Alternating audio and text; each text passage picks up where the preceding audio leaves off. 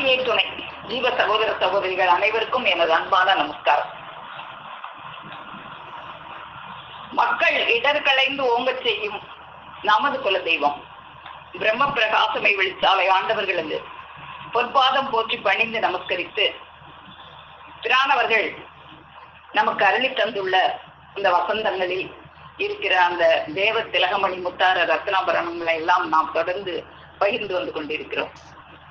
அந்த வகையில் இன்று நாம் அணிந்து கொள்வதற்காக எடுத்துக்கொண்ட அந்த தேவ திலக முத்தார ரத்னாபரணம் அது நம்முடைய பெருமானவர்கள் நமக்கு அருளி தந்துள்ள அருளமுதம் திருவாக்கியம் 335 பார்ப்போம். அருளமுதம் நூல்ல திருவாக்கியம் 335. இந்த திருவாக்கியத்துல நம்முடைய பெருமானவர்கள் துறவு என்றால் என்ன என்று நமக்கு விளக்கி அருள்கிறார்கள். அதாவது இப்ப நம்மளுக்கெல்லாம் பெருமானவர்கள் துறவு போன்று பாட்டை பின்னால அவங்க சென்றார்கள் என்பது நம்ம எல்லாருக்கும் தெரியும். அப்போ அவங்க என்னவெல்லாம் தொடர்ந்து சென்றார்கள் அப்படின்னு நாம இதுவரைக்கும் நினைச்சுக்கிட்டு இருக்கோம். அப்படின்னா அவங்க ஊரை விட்டார், முன் உறவை விட்டார், காதல் பிறப்பு விட்டார், தாய் தந்தை விட்டார், ஊடும் பொருள் நிதி விட்டார், விட்டு விட்டோம் என்ற எண்ணம் விட்டார். இதெல்லாம் தான் துறந்தாங்க. அப்படிதான் நாம நினைச்சுக்கிட்டு இருந்தோம் இவ்வளவு நாளா. நானுமே அப்படிதான் நினைச்சுக்கிட்டு இருந்தேன். ஆனா நேற்று இந்த திருவாக்கியத்தை பார்க்கும்போது பெருமானவர்கள் நினைவை பிரட்டி போட்ட மாதிரி ஒரு பிரட்டி போட்டாங்க. பெருமானவர்கள் எப்பயுமே நாம ஒன்ன நினைச்சிருப்போம், அதை திடீர்னு பிரட்டி போட்டுருவாங்க. அப்படி பிரட்டி போட்ட ஒரு திருவாக்கியத்தை நாம ஒரு சில நாட்களுக்கு முன்னால பார்த்தோம். திருமஞான குரல்ல வேதமதியின் வரலாறு அதுல நாம பார்த்தோம். என்ன பார்த்தோம் அப்படின்னா, ஒரு மதத்தை விட அதற்கு அடுத்த மதம் அதிக மெருகோடு வந்ததுன்னு தானே நீ உலகத்துல நினைச்சுக்கிட்டு இருக்க. சைவம் தான் இந்த முதலாக வந்தது, அதுக்கடுத்து வைணவம் வந்தது, அதுக்கப்புறம் அப்படியே ஒவ்வொரு மதங்களாக புத்த மதம், ஜைன மதம், அப்படியே கடைசியாக வந்தது இஸ்லாமிய மதம். அந்த கடைசி படியில தான் நான் பிறந்தேன். எதுக்கு அப்படி பிறந்தேன்? அடித்தளத்தில் உன்னையெல்லாம் தூக்கி விழுங்குறதுக்காக தான் நான் பிறந்தேன் அப்படின்னு சொன்ன அந்த திருவாக்கியத்தை நம்ம பார்த்தோம். அதுல பெருமானவர்கள் ஒரு மதத்தை விட அதற்கு அடுத்த மதம் அதிக மெருகோடு வந்தது என்று நீ இதுவரை நினைச்சிருந்தியே, அந்த நினைப்பை இப்போது என்ன ஆயிடுச்சு பார்த்தாயா? அதை நாம் முற்றிலும் பிரட்டி போட்டு விட்டு, நாம நினைச்சிருந்தோமே ஒரு மதத்தை விட அடுத்த மதம் மெருகோடு வந்ததுன்னு நினைச்சோமே, அப்படி இல்ல. இந்த மக்களினுடைய அறிவினுடைய கூறானது குறைய குறைய அதற்கு தந்தாப்புல இந்த பரமபதத்திற்கு ஏற்றுகின்ற செயலின் கூறும் அடுத்தடுத்து இறங்கி கொண்டுதான் வந்ததே ஒழிய அது அடுத்த மதம் அதை விட மெருகாலாம் வரலன்னு நம்ம நினைவை பிரட்டி போட்டு விட்டு இன்று உனக்கு ஒரு புது பிறப்பு தந்திருக்கிறோம் என்றால் அது மிகையாகாது என்று பெருமானவர்கள் அந்த வேதமதியின் வரலாற்றை இந்நெடுங்காலமாக நாம் என் தலையில் சுமந்து வைத்துக் கொண்டே இருந்து எப்ப இதனை இறக்குவது என்று பார்த்து கொண்டே இருந்தோம். அதை இறக்கிவிட வேண்டும் என்ற எண்ணம் எமக்குள்ளே வேகமாகத்தான் உந்தி தள்ளி கொண்டிருந்தது. உனக்கு அதற்குரிய பருவம் வர வேண்டுமே என்று நாம் காத்து கொண்டிருந்தோம். இன்றுதான் அதற்குரிய தருணம் வந்தது, வெளியாக்கி விட்டோம் என்று நமக்கு நமக்கு பருவம் வந்திருக்கு. அதனாலதான் பெருமானவர்கள் நமக்கு செய்கிற ஒவ்வொரு விடிவும் நமக்கு விளங்கி கொண்டே வருதுன்னா நாம் அந்த குழந்தை பருவத்திலிருந்து கொஞ்சம் வளர்ந்து அடுத்த பருவத்துக்கு வந்திருக்கிறோம். அதனாலதான் பெருமானவர்கள் இந்த வேதமதியின் வரலாற்றை எல்லாம் எடுத்து சொல்லும் போது நமக்கு அது ஒன்னொன்னாக அந்த விளக்கமானது நம்ம அறிவுல படுது. அப்படிதான் நம்ம எடுத்துக்கொள்ள வேண்டியதாக இருக்கிறது. அப்படியாக இந்த ஒரு அருளமுத திருவாக்கியத்திலையும் நம்மளுடைய நினைவை பெருமானவர்கள் பிரட்டி போட்ட மாதிரி எனக்கு தோன்றியது. அதை எல்லாரோடையும் பகிர்ந்து கொள்ளலாமேன்னு நினைச்சேன் நான். என்ன அப்படின்னா, நாம இதுவரைக்கும் பெருமானவர்கள் நாம இப்ப பார்த்தோமே, ஊரை விட்டார்,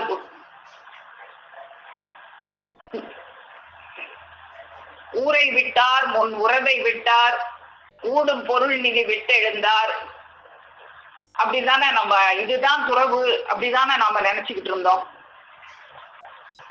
ஆனா இதுல பெருமானவர்கள் அதெல்லாம் துறவு அல்ல அப்படின்னு இந்த திருவாக்கியத்துல என்ன எடுத்தருளி செய்யறாங்கன்றத நம்ம பார்ப்போம். அருளமுதம் திருவாக்கியம் எண் 335. ஆண்டவர்கள் வாக்கியம். ஜாதிகளின் கர்த்தாவே. துறவு. இந்த திருவாக்கியத்தினுடைய தலைப்பே துறவு.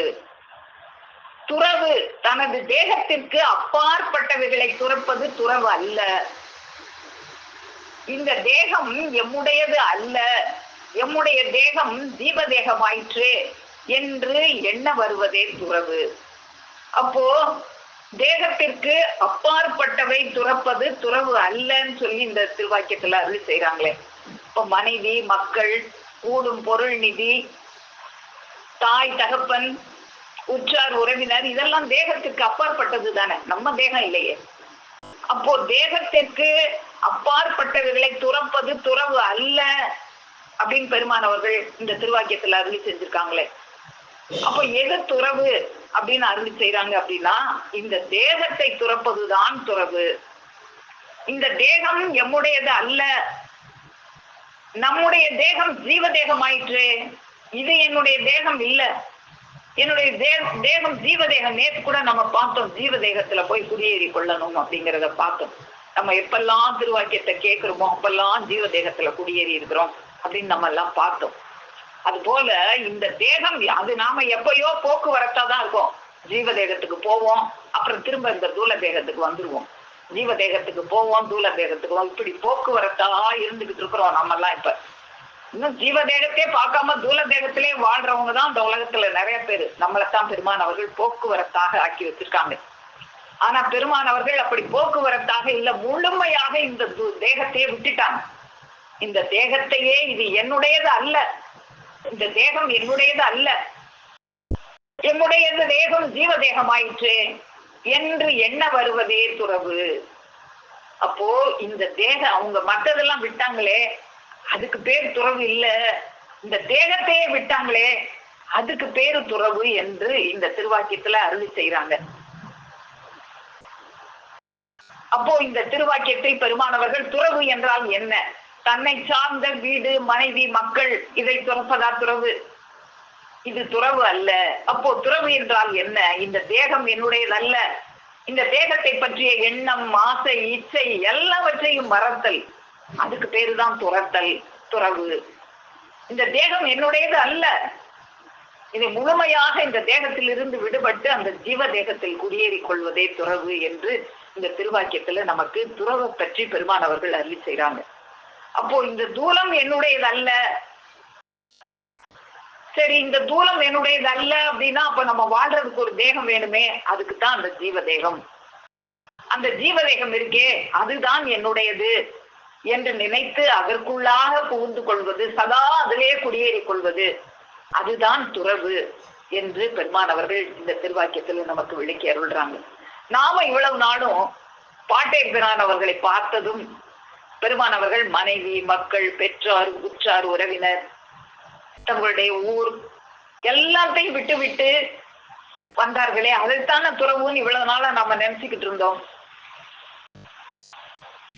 ஆனா பெருமானவர்கள் நமக்கு என்ன அருளி செய்யறாங்க? இது இல்ல துறவு. அந்த பெருமானவர்கள் பாட்டை பிரானவர்களை கண்டதும் எல்லாத்தையும் கைவிட்டாங்க, அதுதான் துறவு அப்படின்னு நம்ம இவ்வளவு நாள் நினைச்சிட்டு இருந்தோமே. மாதவம் கொண்ட மாலையை கண்டார், மாலையை கண்டார், ஆதி மூல பழம் செவி விண்டார். ஒரு பெரிய மாதவம் கொண்ட மலையை பார்த்தாங்க, அந்த ஆதி மூலப்பழம் செய்தி எல்லாம் சொல்லிட்டாங்க. இவங்க என்ன செய்திக்கு அலைஞ்சு தெரிஞ்சாங்களோ இவ்வளவு நாளா, ஓடும் உடலமும் கண்ணீரால் நனைய தேடி தேடி அலைஞ்சாங்களே, அந்த தேடி அலைஞ்ச செய்திய பாட்டை பிரானவர்கள் விண்டு விட்டார்கள். விண்டதும் இவங்க என்ன கண்டார்கள்? காம்பீருந்தெம்போனே கும்பு கண்டார், கும்பு கண்டார், தாம்பரன் பெரும் தடமும் கண்டார். கண்டாங்க. கண்டதும் என்னெல்லாம் கைவிட்டாங்க? கைவிட்டேன்னு தான் சொல்றாங்களே தவிர துறவு போண்டேன்னு சொல்லல. இந்த இடத்துல நாம தான் இவ்வளவு நாளா இதுதான் துறவுன்னு நினைச்சிட்டு இருந்தோமோ அப்படின்னு நினைக்க தோணுது. கண்டதும் பெண்டு பிள்ளை கைவிட்டார்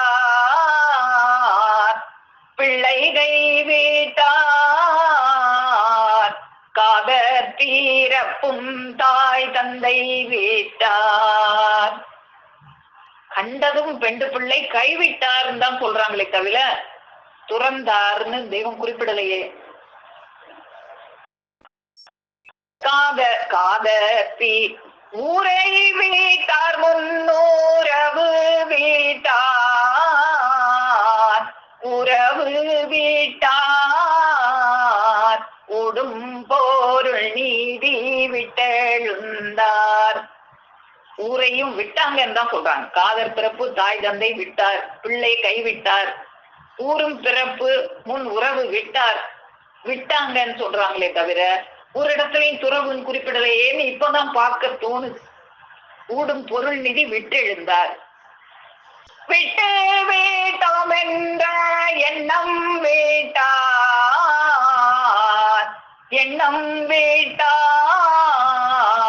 வீரமனத்து இளவலரும். இதெல்லாம் விட்டுட்டோங்கிற எண்ணத்தையும் விட்டுட்டாங்க. அதுக்கு ஒரு வீர மனம் வேணும். அந்த வீர மனத்து இளவலர் இதெல்லாம் விட்டுட்டோன்னு தானே குறிப்பிட்டாங்க. நாம இதெல்லாம் துறந்தாங்க, துறவு பூண்டார்கள் அல்லவா என்றல்லவா இவ்வளவு நாள் நினைச்சுக்கிட்டு இருந்தோம் அப்படின்னு நேற்று எனக்கு இந்த திருவாக்கியம் அருளமுதன் திருவாக்கியத்தை பார்த்த உடனே ஏதோ நினைவை பிரட்டி போட்ட மாதிரி இருந்தது. அதனாலதான் நான் இன்னைக்கு அதை உங்களோட பகிர்ந்து கொள்வதற்காக வந்திருக்கிறேன்.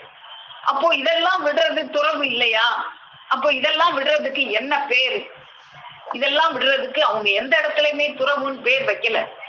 அவங்க இதெல்லாம் விட்டது உதறி விட்டேன், விட்டு விட்டேன், கைவிட்டேன் அப்படிதான் சொல்றாங்க. மேலே கூறிய தாம் படைத்த வாழ்வுகள் அனைத்தையும் உருட்டி ஒரே பொதுவாக எண்ணி இனி எக்காலத்தும் இனி நான் உன்னிடம் வருகிறது இல்லை என தேரடி எல்லையை நினைத்து தமது பிரானாகிய துன்பம் தொலைக்க வந்து நிற்கும் இன்ப விம்பத்தினை நினைவார்கள்.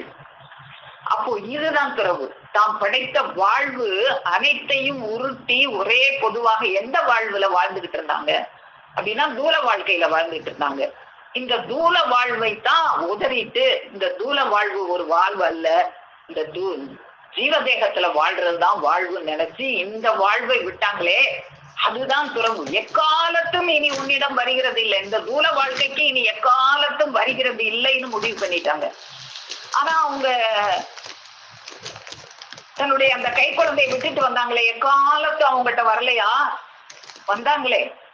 அந்த ஆயுசம்மாள் சாலையில நம்ம பார்த்தோமே, அவங்கள பெருமானவர்கள் தானே அவங்களுக்கு திருமணம் முடிச்சு வச்சாங்க. எக்காலத்தும் அவங்கள்ட்ட திரும்பி வராம இல்லையே. அப்போ எக்காலத்தும் எதுல திரும்பி வராம இருந்தாங்கன்னா இந்த தூலத்துக்கு தான் எக்காலத்தும் திரும்பி வரல. அப்போ அங்க என்னத்த அவங்க உதறி விட்டு வந்ததெல்லாம் என்ன அப்படின்னா, இந்த தாய் தகப்பன் உற்றார் உறவினர் இதெல்லாம் உதறி விட்டு வந்தார்கள். அவங்க துறவு பூண்டது தங்களுடைய அந்த தூலத்தை என்பதை நம்ம கூர்ந்து பார்க்கும் போதுதான் தெரியுது. அத எந்த இடத்துலயுமே அவங்க அதை துறவுனை குறிப்பிடல பெருமானவர்கள். ஆகலினாலே வேறே ஒன்னும் எண்ணிகளாதவர்கள் ஆய் தங்கள் தாய் தந்தையர் மனைவி மக்கள் சகோதரர் பந்து சுற்றம் பொன்மண் மனையும் விடுத்து தான் சொல்றாங்களே தவிர துறவு பூண்டுன்னு சொல்லல. விடுத்து தங்கள் பாரம்பரியாய் கூறியிருந்து வந்த பழைய காலத்து ஊரையும் விட்டு பிரிந்திட நினைத்தார்கள். இதெல்லாம் பிரிந்திடதான் நினைத்தார்கள். அப்போ இந்த பிரிவுக்கெல்லாம் பேரு துறவு இல்லையோ அப்படின்னு நமக்கு நினைக்க தோணுது. அப்போ இந்த பிரிவுக்கெல்லாம் பேரு விட்டு விட்டு போதல், கிளம்பி வெளியேறுதல். அதான் கிளம்பி வெளியேறினாங்க அப்படின்னு தான் இருக்கு. அப்போ இந்த இதெல்லாம் என்ன அப்படின்னு பார்க்கும்போது, அந்த வியாபாரத்தலமாகிய காசுக்காரம்பாளையத்தில் இருந்தபடியே கிளம்பி வெளியேறினார்கள், விட்டு விட்டு போனார்கள், கைவிட்டு விட்டார்கள் அப்படிதான் வருது. அது சமயம் அங்கே அந்த ஆய்சம்மாளை பிரிந்து வந்த அந்த இடத்துல கூட பெருமானவர்கள் அது சமயம் அங்கே வெளித்திண்ணையில் தாங்கள் பெற்ற ஒரு மகவாகிய பெண்களக குலவி ஆய்சம்மாளை இளஞ்சூரிய வெயில் முகத்தில் அடித்து கண் கூச்சம் மாறுவதற்காக எண்ணெய் தடவி போட்டிருந்தது. அந்த பச்சிளம் குழந்தைய அந்த திண்ணையில போட்டிருக்காங்க எண்ணெய் தடவி. அவனை நோக்கியதும் அருகே சென்று நெருங்கி திண்ணை கங்கோரமாக அணிந்து நின்றபடியே இடது கரத்தை மெதுவாக நெஞ்சின் மீது வைத்து குமிந்து கூர்ந்து இளம்பாலின் முகம் பார்த்து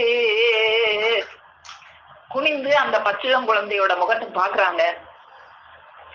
உன்னை விட்டு விட்டு போகிறேன், உன்னை துறந்து விட்டு போகிறேன்னு சொல்லல அவங்க. உன்னை விட்டுட்டு போறேன். பிரிவு என்பது பிரிந்தவர்கள் சேரலாம், ஆனா துறந்தவர்கள் சேர முடியாது. அதனாலதான் அவங்க உன்னை விட்டு விட்டு போகிறேன், இனி உன் கதி என்னவோ, நீ ஏன் என் வயிற்றில் வந்து பிறந்தனை என்ற காரமான இரக்கம் வந்துளாவ பெரிய கண்ணீரை மாற்றிக்கொண்டு. இப்ப பெரிய கண்ணீர்ல வருது. அவங்க தீர துறவு கொண்டு வீர மனத்து இளவலர்களே, அந்த துறவுக்கு தான் அவங்க வீரம் கொண்டு அந்த உடலை துறந்தாங்களே, அதுக்கு அவங்க கண்ணீரை விடல. அதுக்கு வீரமாக இந்த உடலை துறந்து இத்தனையும் உதறதுக்கு வீரம் வேணுமே. அந்த வீரம், அந்த உடலை துறந்ததற்கு அவங்களுக்கு கண்ணீர் கொஞ்சம் கூட வரல, கொஞ்சம் கூட யோசிக்கல. கண்டதும் பாட்டை பிரானவர்களை மாதவம் கண்ட மலையை கண்டதும், காம்பிருந்தேம்பொழில் கூம்பு கண்டதும் ஊரை விட்டார், முன் உறவு விட்டார், ஊடும் பொருள் நிதி விட்டு எழுந்தார், தாய் தந்தை விட்டார், விட்டு விட்டோம் என்ற எண்ணமும் விட்டார். அதுல வீரமானம் தான், அதுல கண்ணீர் தான், அதுல கண்ணீர் வருது. அந்த குமிந்து கூத்து இளம்பாலின் முகத்தை பார்த்து கண்ணீர் விடுறாங்களே, ஆனா இந்த உடம்பை உதறதுக்கு அவங்க கொஞ்சம் கூட கண்ணீர் விடல. அந்த வீர மனத்தோட அவங்க தங்க உடலை உதறி விட்டு இந்த இவ்வளவு தாம் வாழ்ந்த வாழ்க்கை, இந்த வாழ்க்கை வினையென எண்ணி இந்த நாம இப்படி வாழ்ந்துகிட்டு நாம நினைச்சோம் இவ்வளவு நாளும் அவங்க மனைவி, மக்கள், குழந்தை, இந்த சேர்த்து வச்ச சொத்து இதைதான் வினைன்னு சொல்றாங்களோ, அத வினைன்னு சொல்லல அவங்க. இந்த உடம்பு தான் நமக்கு வினை. இந்த உடம்ப உதறி விட்டுட்டு இந்த ஜூல வாழ்க்கையில வாழாம அந்த ஜீவதேக வாழ்க்கையில இந்த உடம்பத்தான் அவங்க துறந்தார்கள். அப்போ இதெல்லாம் துறவு அல்ல, இதெல்லாம் பிரிஞ்சாங்களே. ஆயிஷம்மாளை பிரிஞ்சாங்க, தங்களுடைய அன்பான மனைவியை பிரிஞ்சாங்க. அந்த மனைவி மேல அன்பு எப்படி இருந்ததுன்னு பெருமாள் ஒரு நாள் பிரியும் போதே அவங்களுக்கு பத்தினி அவர்களுக்கு கற்பிக்க வேண்டியதெல்லாம் கற்பித்து எவ்வளவு அன்பா இருந்தவங்க. என்ன தினமும் சண்டை போட்டுக்கிட்டே இவ கூட சண்டை போட்டுட்டு வாழ முடியாதுன்னு நினைச்சா பிரிஞ்சு போனாங்க? இல்லையே. அன்பான மனைவி, அன்பான வாழ்க்கை, அழகான குழந்தை. ஒரு நாள் பிரியும் போது காலையில போய் சாயந்தரம் வர்றதுக்கு புத்திமதி அவ்வளவு சொல்லுவாங்களாம் மனைவி அவர்களுக்கு, துணைவியார் அவர்களுக்கு. வண்டி மாடு போஷித்தல், வீடை எப்படி எல்லாம் பத்திரமா வச்சுக்கணும், கவனமா இருங்க என்று சொல்லிவிட்டு சொன்னது பத்தாதுன்னு பக்கத்து வீட்டுல ஒரு அத்தக்கால்னு ஒரு அம்மா இருப்பாங்களாம், அவங்கள கூப்பிட்டு அம்மா இங்க வாங்கம்மா, என் மனைவியோட கொஞ்சம் துணைக்கு இருங்கம்மா, நான் காலையில போயிட்டு சாயந்தரம் வர்றதுக்கு இவ்வளவு ஏற்பாடு. அம்மா கொஞ்சம் எங்க மனைவி கூட இருங்கம்மா, நான் காலையில போயிட்டு சாயந்தரம் தான் வருவேன், அது வரைக்கும் என் மனைவியை பாத்துக்கோங்கம்மா அப்படின்னு பக்கத்து வீட்டு அத்தக்கால் இருந்தாலையும் கூப்பிட்டு துணை இருக்க செய்து விட்டு அப்படியும் நிம்மதியா போனாங்களா அப்படின்னா இல்ல. போகிற வழியிலேயே சொல்ல வேண்டியவைகளில் ஏதாவது சொல்லாமல் மறந்து விட்டு வந்து விட்டோமா, ஏதாவது இன்னும் சொல்லணுமா, அப்படியெல்லாம் சிந்தித்து சீக்கிரமே சோழியை அதிவிரைவில் முடித்துக் கொண்டு அன்று மாலையிலேயே வீடு திரும்புவார்கள். என்னப்பா காலையில போயிட்டு மாலையில வீடு திரும்புறதுக்கு இவ்வளவு ஏற்பாடா? அப்போ எவ்வளவு அன்பு இருந்திருக்கணும் அந்த மனைவி மேல. அப்படி அன்பான மனைவிய அவங்க துறக்கல, பிரிந்து சென்றார்கள். அப்போ இந்த இனி எக்காலத்தும் நான் திரும்பி வராததுதான் துறவு என்று நமக்கு இந்த விடிவை இப்ப கொடுத்திருக்காங்க தெய்வம் அவர்கள். நேற்று வரை இந்த விடிவு இல்லை எனக்கு, நேற்று இரவு தான் இந்த விடிவு கிடைச்சது. அதை எல்லாரோடையும் பகிர்ந்து கொள்ளணும்னு நினைச்சேன். அப்போ இனி எக்காலத்தும் திரும்பி வராததுதான் துறவு. ஆயிஷம்மாவை பிரிஞ்சாங்களே, என் வயிற்றில் ஏன் பிறந்தனை, நான் உன்னை விட்டு விட்டு போகிறேன் என்று பெரிய கண்ணீரை மாற்றிக்கொண்டு பிரிந்தார்களே, ஆனா அந்த ஆயுசம்மாள் தெய்வம் அவர்களோட இருக்கிறத நம்ம எல்லாம் பார்த்தோமே. எக்காலத்தும் உன் கூட சேர மாட்டேன், உன் கூட சண்டை நான் போனாங்க இல்லையே. ஆயுசம்மாவுக்கு திருமணம் முடிச்சு வச்சதே பெருமானவர்கள் தானே. அப்போ எக்காலத்தும் அவங்ககிட்ட திரும்பி வராம இல்லையே. அப்போ எக்காலத்தும் திரும்பி வராமல் இருப்பதுதான் துறவு. அந்த துறவு பற்றி தான் பெருமானவர்கள் நமக்கு மான்மியத்துல குறிப்பிட்டிருக்காங்க. நாம தான் புரியாம இருந்திருக்கிறோம். துறவு உண்டு வெளிக்கிளம்ப ஒத்தை மனம் படைத்தவர்கள் ஆகி. ஒத்தை மனம், இந்த உடம்ப விட்டணும், இந்த தூலத்துக்கு இனிமே திரும்பி வரவே கூடாதுன்னு ஒத்தை மனம். இவ்வளவு நாள் இந்த தூலத்துல வாழ்ந்தோம், இனி இந்த தூலத்துல வாழவே வரமாட்டேன்னு ஒத்தை மனம் படைத்து அவர்கள் பிரிந்தார்கள். இன்னும் அதை நமக்கு நிறைய இடத்துல அதை நமக்கு குறிப்பிட்டிருக்காங்க. அதுதான் ஒரு ஆச்சரியமா இருக்கு. நம்ம கூர்ந்து படிச்சாதான் எது ஒன்றும் நமக்கு அது விளங்க வருகுது. அதே மாதிரி இன்னொரு இடத்துலயும் நமக்கு காமிக்கிறாங்க, அதையும் பார்ப்போம். இவ்வாறாக அருளரசு ஆலவாய் மதினா மன்னாவென்னும் சென்னறி நீதி பெருவிளைவு சம்சார்கள் ஆகிய தங்கள் முகமுகத்து ஆத்மகாம நாயராகியும் ஆகமுகத்து இருதய கமலவாசராகியும் அண்டரண்ட அகண்டாகாரங்களும் நிகர் இல்லாத வலுப்பமான சுத்தாவி குணக்குடியானவர்களின் வாழ்க்கை பிரவாக புதிய ஜீவனை தந்துவிட்டு, புதிய ஜீவன் நம்ம கூட ஒரு தடவை புதிய ஜீவன் பேசியிருக்கோம் நம்ம சபையில. இப்போ இதுவரைக்கும் வாழ்ந்தது பழைய வாழ்க்கை, இப்ப வாழ போறது புதிய வாழ்க்கை. இந்த புதிய வாழ்க்கையை தந்தது பாட்டேற்பிரானவர்கள். அப்போ இதுவரைக்கும் வாழ்ந்த இந்த தூல வாழ்க்கையை உதறிவிட்டு புதுசாக ஒரு வாழ்க்கை ஜீவ வாழ்க்கையில வாழ்க்க போனாங்களே, அதுதான் துறவு. இற்றை நம் பொருள் பேர் வாழ்வும் இறந்தன இனி நான் வல்லே. இதுவரைக்கும் வாழ்ந்த வாழ்வுக்கு இனி நான் வரமாட்டேன். உற்றவர் மனத்தே ஊனி உரத்திளம் செம்மலோரும் அற்றைய நோடொன்றாகி அருள் வழி தொடர்ந்த ரம்ம. அப்போ அந்த அற்றையனோடு கூடி அருள் வழி, இதுவரைக்கும் வாழ்ந்தது இருள் வழி, இப்ப போறது அருள் வழி. அப்படியாக இந்த புதிய வாழ்க்கையை எடுத்து அவங்க அருள் வழியாக தொடர்ந்தார்கள். இன்னும் என்ன, அந்த உடலை உதறிட்டாங்க அப்படிங்கிறதுக்கு நமக்கு எடுத்து காமிக்கிறான். தாம் படைத்த வாழ்வினை அனைத்தும் வினையென வெறுத்து எண்ணி. நான் வாழ்ந்துகிட்டு இருக்கேன் இந்த தூல வாழ்க்கை.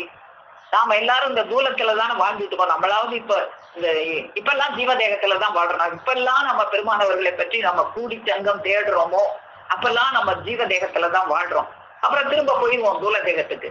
பெருமானவர்கள் அந்த தூல தேக வாழ்க்கைக்கு திரும்பவே இல்லை. துறந்ததுதான் அது தீரத்துறவு, வீரத்துறவு, வீர மனத்து இளவலருடைய துறவு. தாம் படைத்த வாழ்வினை அனைத்தும் வினையென வெறுத்து எண்ணி. அவங்க யாரு? தன்னுடைய மனைவி, மக்கள், செல்வம், அத வினைன்னு நினைக்கல. தன் வாழ்ந்தோமே ஒரு வாழ்க்கை, இந்த தூலத்துல வாழ்ந்தோமே, இந்த தூல வாழ்க்கை இந்த வென பிடிச்ச வாழ்க்கை வேண்டாம், அந்த ஜீவதேக வாழ்க்கை தான் வேணும் அப்படின்னு தாம் படைத்த வாழ்வினை அனைத்தும் வினையென வெறுத்து எண்ணி யான் எனது தனியை மணி திருவடி பிரானிடம் இந்த உடலை தத்தம் கொடுத்துட போறேன், இந்த தூலத்தை கொடுத்துட போறேன், இது இந்த தூலம் என்னது இல்ல. உடல் பொருள் ஆவியாகிய மூன்றையும் உமக்கே சொந்தமென வாக்குறுதி செய்து தத்தமாக தாரை வார்த்து விட்ட சொற்கடனை கட்டுவதற்காக போகின்றேன். அன்னைக்கு ஆரம்பிச்சாங்க இந்த தூலத்தை உதற, அப்படியே தானே தொடர்ந்தாங்க. என்னைக்காவது இந்த தூலத்துக்கு திரும்பி வந்தாங்களா? இந்த தூலத்தை, இந்த உடல் பொருள் ஆவி எனக்கு சொந்தம் இல்ல, உமக்கே உணர்ந்தன. தேவ திருமலிவான பொது நட தரசே அரசன சேமநிதி கலையன்னுயிருள் பழம் பொருளே பொருளன சேவை திரு கையிலாய பதி குடி தலைவா தலையன இந்த தேகமுடன் பொருளாவியன கிளை உனதே உனதன. இந்த தேகம் பொருள் ஆவி, இந்த உடல் பொருள் ஆவி எனக்கில்லை, உனதே உனது உங்ககிட்டயே ஒப்படைச்சிட்டேன். இதுக்கு தாகம் எடுத்தா நான் தண்ணி குடிக்க மாட்டேன், நீங்க கொடுத்தாத்தான் குடிப்பேன். இதுக்கு குளிர் எடுத்தா போர்வையை எடுத்து போத்திக்கிட மாட்டேன், குளிரே போர்வையாக நினைத்துக் கொள்வேன். இதுக்கு பசிச்சா உணவு அருந்த மாட்டேன், பசியவே உணவாக நினைத்துக் கொள்வேன் என்று ஒரு வீரத்துறவு பூண்டார்களே, அது அல்லவா துறவு? பசியே தாகம், தாகமே தண்ணீராய், பசியே உணவாய், குளிரே போர்வை. என்னங்க இது? யாராலையாவது குளிர்ந்தா இந்த குளிரையே போர்வையா நினைச்சுக்கோ. குளிருதுன்னு போர்வை எடுத்து போத்துக்கிறோம், குளிரையே போர்வையா நினைச்சுக்கோன்னா நம்மளால முடியுமா? தாகம் எடுக்குது, தாகத்தையா தண்ணியா நினைச்சுக்கோ. பசிக்குது, பசியவே உணவா நினைச்சுக்கோ. முடியுமா? முடிந்ததே பெருமான் அவர்களால. அவங்க பின்னால என்னைக்கு கிளம்புனாங்களோ, இந்த தேகமுடன் பொருளாவி எனக்கில்லை உனதே உனது. ஏன் ஏகாரம் போட்டாங்க? இனி நான் இதுக்கு வரவே மாட்டேன், இந்த உடம்புக்கு நான் இனி வரவே மாட்டேன், உங்களுக்கே உங்களுக்குன்னு கொடுத்துட்டேன் அப்படின்னு கொடுத்துட்டு அவங்க பின்னாலேயே போய் குளிரையும் தாகத்தையும் பசியையும் எதையுமே நினைக்காம அவங்க சொன்னாதான் தண்ணீருக்கு தாகம் எடுக்குமா. அவங்க தாகம் எடுக்குன்னு பாட்டேப்பிரான் அவர்கள் நினைச்சு தெரியுமா? பாட்டேப்பிரான் அவர்களுக்கு வேணும்னே அந்த தண்ணீர் தடாகங்கள் இல்லாத வழியாவே கூட்டிட்டு போவாங்களாம். இது அந்த தாகத்தை பொறுத்து கொள்கிறார்களான்னு அவங்க சோதனை. இப்படி எத்தனை சோதனை வச்சாங்க பாட்டேப்பிரான் அவர்கள். பசிக்கு ஏதாவது ஒரு ஒரு உணவுப் பொருள் வாங்குவாங்களாம், அதை மடியில கட்டி கொள்வார்களாம். அதை பாட்டேப்பிரான் அவர்கள் உத்தரவு கொடுத்தாதான் அதை பசி ஆறுவாங்களாம். அவங்க உத்தரவே கொடுக்க மாட்டாங்களாம். அப்படியே திரிஞ்சு அது மடியிலே கட்டி வச்சு அது காஞ்சி 4-5 நாள் ஆன பிறகு என்னமோ அன்னைக்கு வாங்கினியே அதை எடு பார்ப்போம், அது காஞ்சி போய் இருக்குமா, அதை தண்ணி தெளிச்சு அப்புறமா 2 பேரும் பசி ஆறுவாங்களாம். என்ன இது? இது அல்லவா துறவு? இப்படியெல்லாம் துறந்து அவங்ககிட்ட பெற வேண்டியதெல்லாம் பெற்றா பிறகும் ஆடு மேய்க்கணும்னே ஆடு மேய்ச்சாங்க. ஆடு மேய்ச்சி முடிஞ்சதும் போதும், இங்க வாங்க திருப்பரங்குன்ற மலையில போய் தவம் இருங்க. அங்க தவம் இருந்தா அங்க காலையில என்ன சாப்பிடுறது, மத்தியானம் என்ன சாப்பிடுறது, ராத்திரிக்கு என்ன சாப்பிடுறதுன்னு நினைச்சாங்களா? சிந்திக்கவே இல்லை. அந்த உடலை பத்தி தான் எண்ணமே இல்லையே. அங்க பக்கத்துல இருக்கிற கள்ளிச்செடி இருக்கு, கள்ளிச்செடியை சீவி அந்த பக்கத்துல ஒரு சுனை இருக்கு, அந்த சுனையில இருக்கிற தண்ணீரை அருந்தி அந்த கள்ளிச்செடியை அந்த தண்ணியில கழுவி அதை சாப்பிட்டுக்கலாம், அந்த தண்ணியை குடிச்சுக்கலாம். நாம இப்ப இங்க இருந்து ஒரு இடத்துக்கு இப்ப இங்க பேச வரணும்னாலே பக்கத்துல தண்ணி பாட்டில் எல்லாத்தையும் வச்சுக்கிட்டு இடையில ஒரு மறுநாள் தண்ணி எடுத்து குடிச்சுக்கணும். அப்படிதானே இருக்கிறோம் நாம. ஒரு நாள் ஒரு ஊருக்கு போயிட்டு வர்றதுன்னா ஒரு சூட்கேஸ் நிறைய என்ன எடுத்து வச்சுட்டு போறது, ஏது எடுத்து வச்சுட்டு போறதுன்னு போறோமே, அப்படியா போனாங்க. அப்படியாக பெருமான் அவர்கள் இந்த தூலத்தை உதறிவிட்டு இனி எக்காலத்தும் உன்னிடம் திரும்பி வருகிறதே இல்லை. நாங்க அதே போல அவங்க எக்காலத்தும் திரும்பி வரல. அந்த வீர துறவுதான் தனது தேகத்திற்கு அப்பாற்பட்டதை அவங்க கைவிடல. தேவத்திற்கு அப்பாற்பட்டதை கைவிட்டார்கள், ஆனால் தேகத்தை துறந்தார்கள். அதுதான் நமக்கு இந்த திருவாக்கியத்துல பெருமானவர்கள் இந்த அருளமுதன் திருவாக்கியத்துல துறவு என்பது தேகத்திற்கு அப்பாற்பட்டவர்களை துறப்பது துறவு அல்ல. தேகத்திற்கு அப்பாற்பட்டது மனைவி, மக்கள், ஊடும் பொருள் நிதி, அதெல்லாம் பிரிவு. ஆனா இந்த தேகத்தையே கைவிட்டார்கள். இந்த தேகம் எம்முடையது அல்ல, நம்முடைய தேகம் ஜீவ தேகம் ஆயிற்று என்று வருவதே துறவு. அப்போ இப்படியாக பெருமான் அவர்கள் இந்த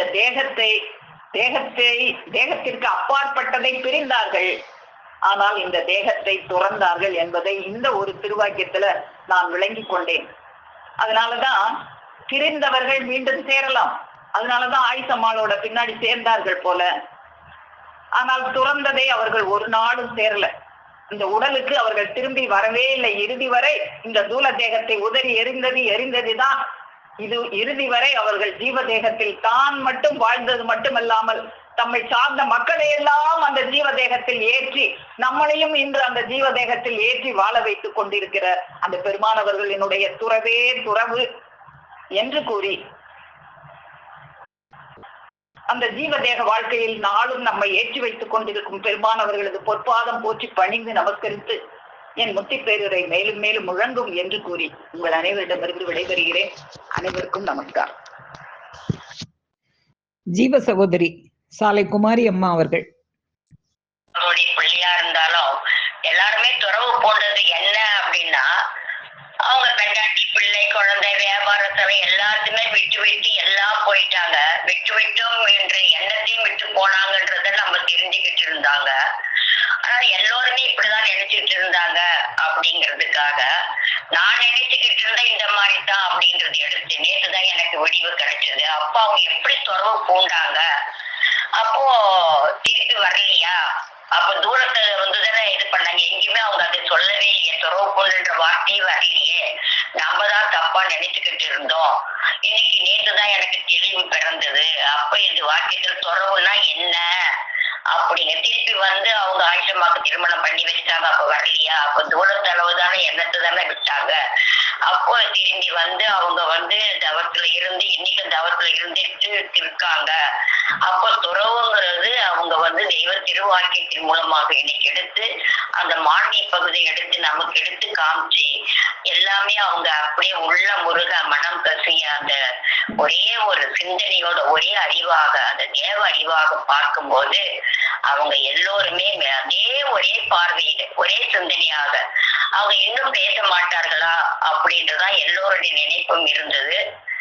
அவங்க சரி நான் இன்னைக்கு முடிச்சுக்கிறேன் அப்படின்னு முடிச்சுட்டாங்க அக்கா அவர்கள். இன்னைக்கு நம்ம தினமுமே ஒவ்வொரு புது பொழிவுதான், எல்லாம் படிச்சுதா இருந்தாலும் கொண்டிருந்தாலும் ஒரு குளிப்பார்வை கொண்டு அவங்க பார்த்து அவங்க எடுத்து தினமும் நமக்கு அருளி கொண்டு அந்த அருள் அமுத வர்ஷிப்பு அந்த செவி உணவானது நம்ம ரத்தத்தில் போய் கலக்கும் போது அது இன்பம் தட்டுது. அது ரத்தத்துக்கு நமக்கு ஜீரணமாகி அந்த சுத்தத்துல போய் ஆக்குது. அப்ப அந்த செவிச்சுவை தான். அப்ப அந்த செவிச்சுவைக்கு நமக்கு வந்து குண்டத்துக்கு அதுக்கு வந்து தெய்வத்தை தவிர வேறு யாரும் இல்லை. அப்படியே நம்ம சபையில் புகழ்ந்து வித்வகணி அக்கா அவர்களுக்கு நமஸ்காரம், சபையில் உள்ளவர் அனைவருக்கும் நமஸ்காரம். இன்னைக்கு அக்கா எடுத்து அந்த மாதிரி எடுத்து சொன்னதே என்ன, துறவு பூண்டுங்கிற தெய்வ திருவாக்கியம் அருளமுதில் இருந்து 336ஆம் திருவாக்கியம் தனது தேகத்திற்கு அப்பாற்பட்டவைகள் துறப்பது துறவல்ல. இந்த தேகம் எம்முடையது அல்ல. உடனே 2 வரிதான், 3 வரிதான் அதனுடைய திரு வரியே. அந்த வரியில இன்னும் எவ்வளவோ தினமுமே அதை பத்தி துறவை பத்தி பேசிட்டே இருக்கலாம். அவங்க எதை விட்டாங்க, இது வந்து இந்த தனது தேகத்திற்கு அப்பாற்பட்டவர்களே துறப்பது துறவல்ல. இப்ப பெண்டாட்டி, பிள்ளை இதெல்லாம் நான் விட்டுவிட்டுன்னு அது துறவல்ல. இந்த தேகம் எம்முடையது அல்ல, அவங்க தேகமே அவங்களுக்கு அல்லன்றாங்க. அப்போ இப்ப வந்துட்டு தேகமானது தேகம் நம் போல் உள்ளோர் வரைக்கும் அப்படின்றது தேகம் அவங்களுடையது அல்லன்ட்டாங்க. நம்முடைய தேகம் ஜீவ தேகமாயிற்று என்று எண்ணம் வருவதுவே துறவு. அப்போ அந்த எண்ணம் தான் அவங்க ஜீவ தேகத்துல புகும்போது அந்த எண்ணத்துல வந்து அவங்க துறவு கொண்டு வந்துட்டாங்க. இப்ப தவத்துல இருக்காங்க. இதுதான் இன்னைக்கு நமக்கு எடுத்துக்கொண்ட பாடம், அது தெளிவு. அது நம்ம அந்த துறவுனா என்ன, அப்ப ஜீவ தேகத்துக்குள்ள என்று எண்ணம் வருவதுவே துறவு. அப்போ எண்ணம் உன் உள்ளத்தில் சதா வைத்திருக்கும் போது உன் எண்ணம் எல்லாம் வண்ணமாக மாறிவிடும். அவங்க எண்ணம்ங்கிறது அவங்களுக்கு திருவாக்காக இருக்கிறது. அந்த வாக்குல இருந்து எடுத்து இன்னைக்கு அவங்க எதெல்லாம் விட்டாங்க, எதெல்லாம் போனாங்க, எதை பெற்றாங்க, எது பாட்டேற்பட போனாங்க, அண்ணாகாரம் இல்லாம அவங்களுக்கு தெரியும், தெரிஞ்சாம கூட அந்த பசியாரத்து கொடுக்காம அவங்க வந்து போயிட்டு இருந்தாங்கன்றது அந்த நினைப்புல இருந்தே போயிட்டு நமக்காக அவங்க வந்து இறங்கி அந்த துறவு வந்து ஜீவ தேகமாக இருக்கிறது. அந்த ஜீவ தேகமாயிற்றே என்ற எண்ணம் வருவதுவே எண்ணம் வருவதுவே துறவு அப்படிங்கிறதுக்கு அக்கா அவங்க இன்னைக்கு மாநில பகுதியிலாம் எடுத்து நமக்கு துறவு போன்றது வந்து எடுத்து நமக்கு எடுத்து காமிச்சாங்க. அப்போ நமக்கு தெய்வம் அவர்கள் எப்படி நமக்கு அந்த அருள் வரிசைப்பு எப்படி நமக்கு கொடுக்குறாங்க. மாநில பகுதியிலையும் மூலப்பட்டாடு பருவத்திலே யுக முடிவு நீதி நடவலுக்காக மேலே குறிக்க பெற்றுள்ள தன்னுடைய வித்வே தடத்திற்குள்ளே இருந்த அருள் வித்தானது அருள் வீச்சேற்ற ஆவியாக கருப்புடைய மணிக்கூடக தேடி மாறி தமது உள்ளத்துறைந்து நிறைந்து மறைந்து இருந்த ஆதி மூல ஆவியானது உசும்பி நிகரற்ற பொடிவு கொண்டெழும்பி மாயா உடம்பெடுத்து மெய் அருவமாக இருந்ததானது. அவங்க ஒரு உடம்பு ஜீவதேகம் உடம்பு என்னவாக இருக்கிறதுன்னா மாயா உடம்பெடுத்து மெய் அருவமாக இருந்ததானது மெய் ரூபகமாக விளங்க வருவதற்காகவே ஆதி மூல விதிவேத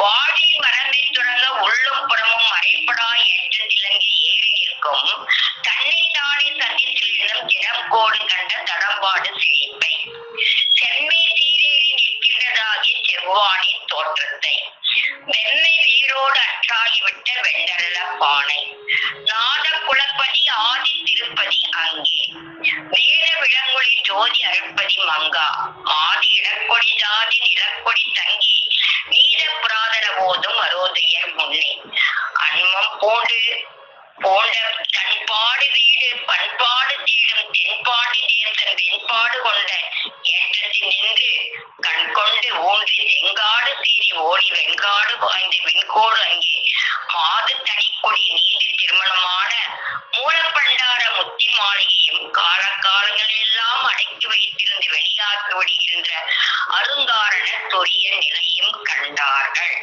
அப்படி அவங்க கண்டது அந்த விட்டு விட்டோங்கிறது எண்ணத்தை விட்டதுன்றது அந்த ஜீவ தேகமாகிய அந்த தேகத்திலிருந்து போகும்போதுதான் ஜீவ தேகமாயிற்று.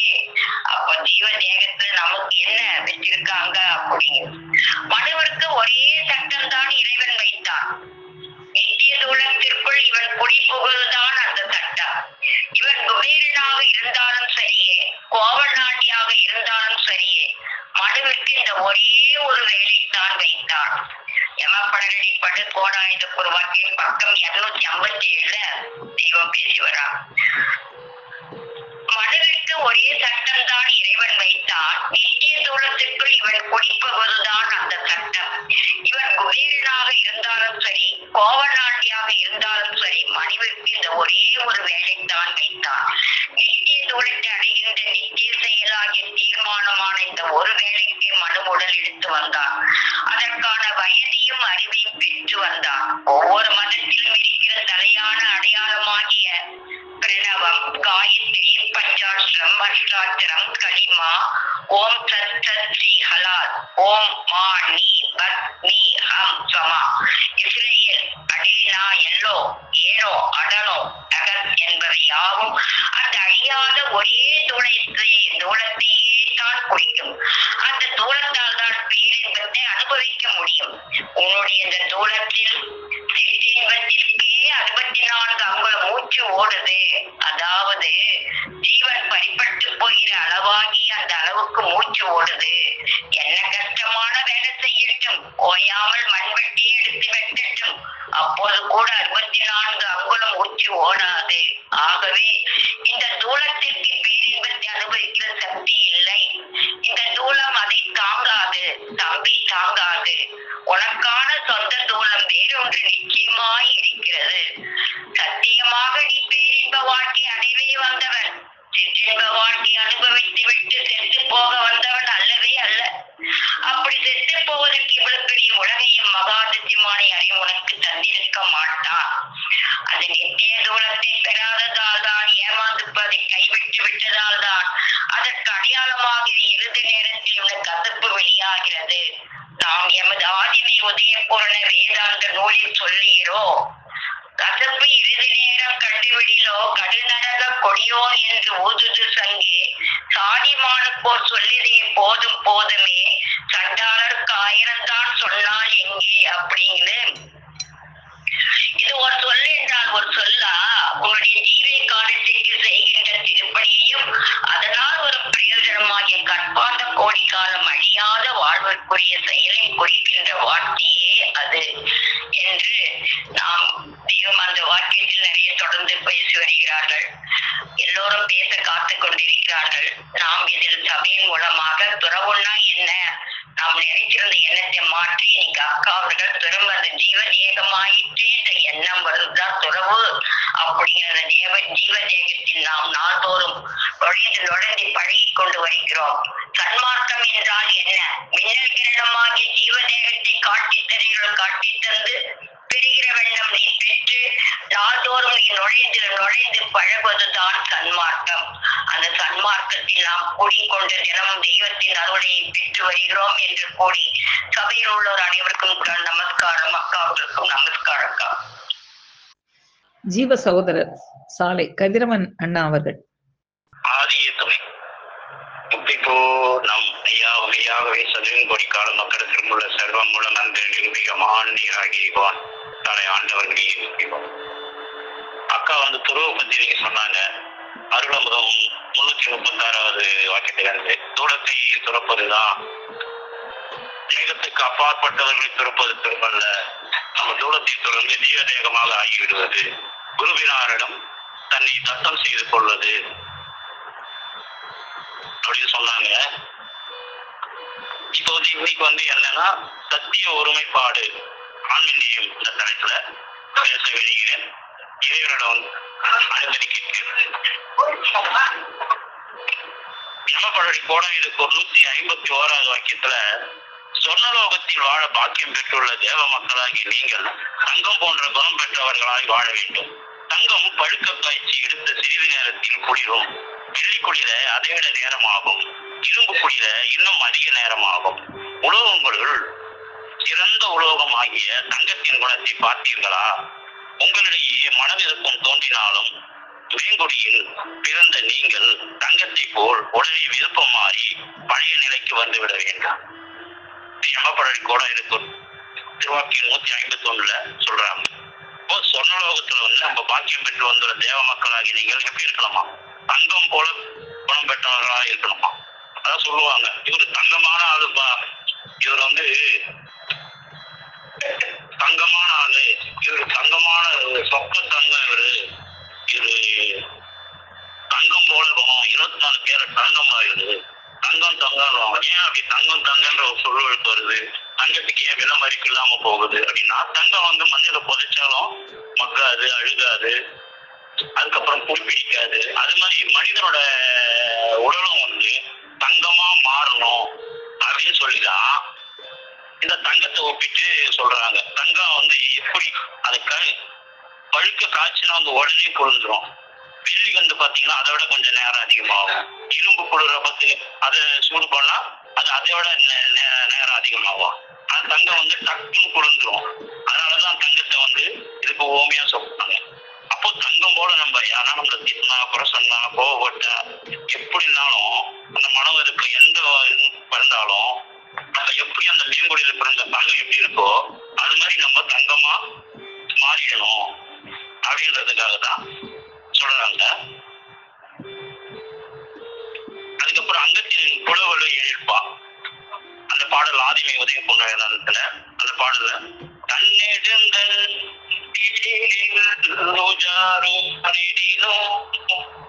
கண்மலரி கைப்படாதோ இனிய சுவையூட்டும் எதமுல அவையும் பள்ளி கீழாதோ மண்ணு மேல் ஆசாதம் மன்னவுடன் தங்கமேனா வாழ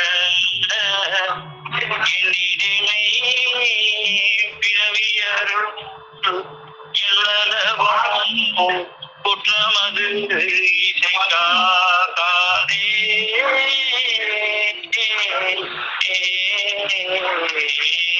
இப்போ கை வந்து கண்ணுல வந்து பட்டுச்சுன்னா நம்ம அந்த கையை தண்டிக்கிறோமா? இல்ல. அதே மாதிரி இப்போ நாக்கு பல்லு கடிச்சுக்குது, பல்லு உடைச்சிடுறோமா? இல்ல. அது மாதிரி நம்மளோட அங்கம் வந்து ஒண்ணு தப்பு சேர்ந்தாங்க அங்கத்தை வந்து நம்ம வெட்டிடுறோமா? வெட்டுறதில்ல. அது மாதிரிதான் வந்து நம்மள போலதான் இன்னொரு தீவனம். அவங்கள வந்து நம்ம குறை சொல்றது, திட்டுறது, கோவப்படுறது கூடாது அப்படின்றத தெய்வம் வந்து இந்த பாடல்ல வந்து வலியுறுத்துறாங்க. அதுக்கப்புறம்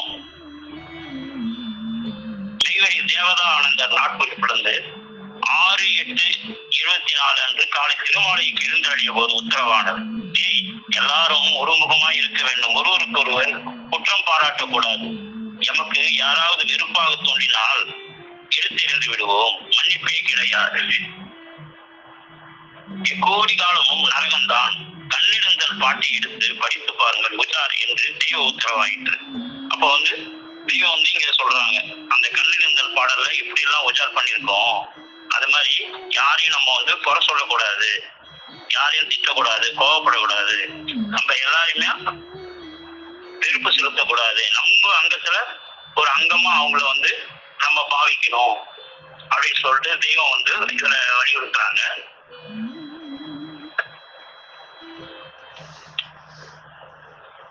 அதுக்கப்புறம் வந்து திருமெய்ஞான குரல்ல வந்து 30வது வாக்கியத்துல வந்து உருவம் பல கோடி உயிர் பொருள் ஒன்றே என்னும்படி, அதாவது அவன் வேறு அவன் வேறு நான் வேறு என்றில்லாமல் உலகில் உள்ள எல்லோரும் ஒரே உயிர் உடல்தான் வெவ்வேறு என்னும்படி உலகம் பூராவும் அன்பு நிறத்தால் பிணைக்கப்பட்ட ஒரே குடும்பமாக மாற வேண்டும். அப்போதுதான் உலகத்தில் உள்ள சண்டை சச்சரவு அறிவோடு ஒழியும். இப்போ எல்லாரும் வந்து ஒரே உயிர் ஒரே உடல் எல்லாரும் ஒண்ணுதான், உலகம் பூராவும் அந்த அன்பு நீளத்தால பிணைக்கப்படணும், ஒரே குடும்பமாகணும் எல்லாரும். அப்பதான் இந்த சண்டை சச்சரவு எல்லாமே உலகம் ஃபுல்லா ஒழியும் அப்படின்னு இந்த 30வது வாக்கியத்துல சொல்றாங்க. அதே 30வது வாக்கியத்துல தன் குடும்பம் என்றதும் ஒருவனுக்கு என்ன ஒட்டுதலான எண்ணம் வருமோ அதே எண்ணம் தான் உனக்கு மற்றவன் மேலும் மற்றவனுக்கு உண்மையிலும் இருக்க வேண்டும். உனக்கு ஒரு காயம் என்றால் மற்றவனுக்கு வலிக்க வேண்டும். அதுதான் தெய்வ குடும்பத்தின் லட்சணம். அந்த குடும்பத்தில் இன்பமயத்தை தவிர வேற எதுவும் இருக்காது.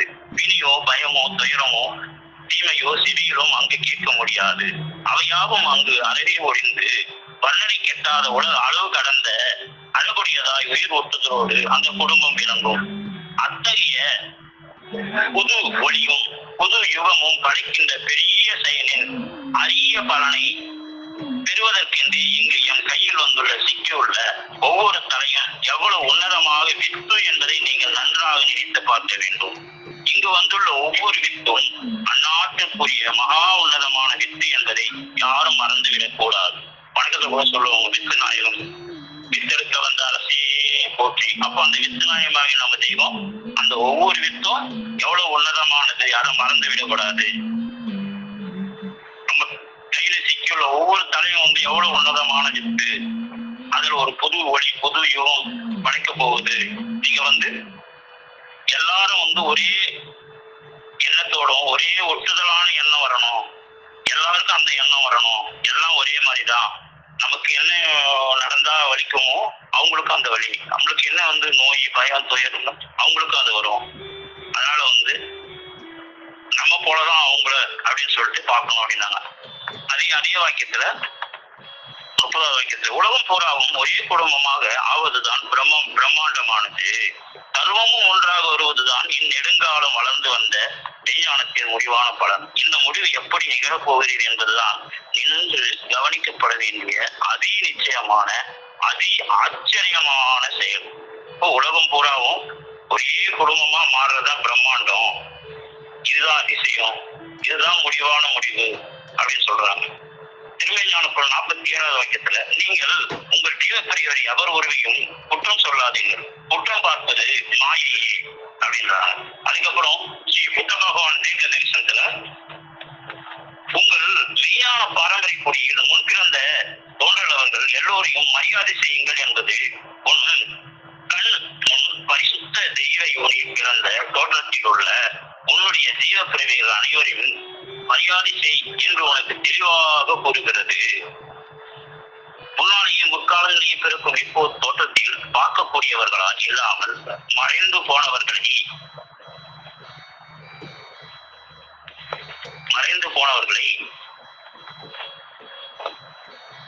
சொல்கிறது என்று குறிப்பி அர்த்தம் பண்ணலாமா? உன்னையும் தங்களோடு சேர்ந்து நம் மெய்யான பரம்பரை குடி என்றோ அப்படி சேர்க்காமல் உன் காலம் வரை உள்ள எங்கள் மெய்யான பரம்பரை குடி என்றே சொல்லவில்லையே.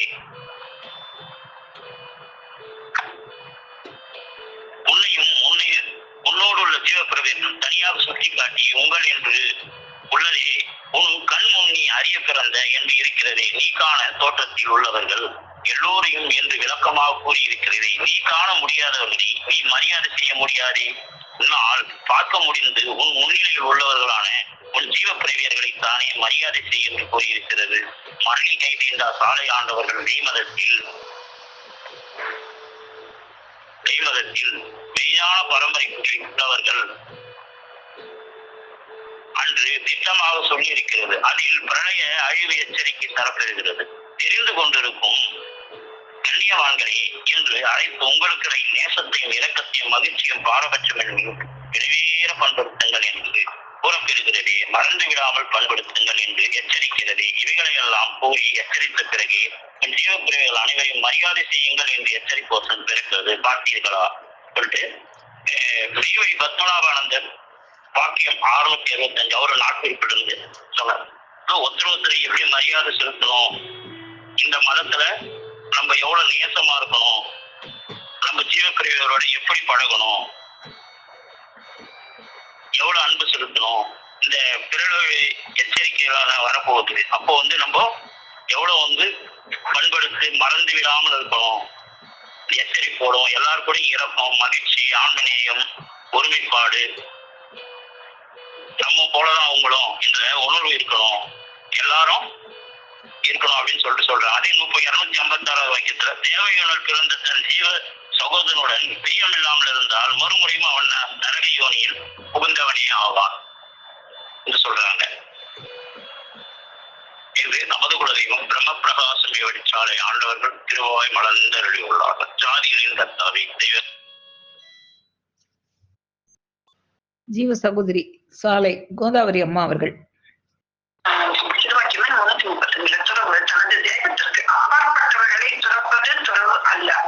இந்த தேகம் எம்முடையது அல்ல, எம்முடைய தேகம் ஜீவ தேகமாயிற்று என்று எண்ண வருவது துறவு அப்படின்னு சொல்லியிருக்காங்க. அது அதே மாதிரி சேவடி செய்கிறதுல தெய்வம் முதல்ல பட்டையல் பாட்டப்போ அது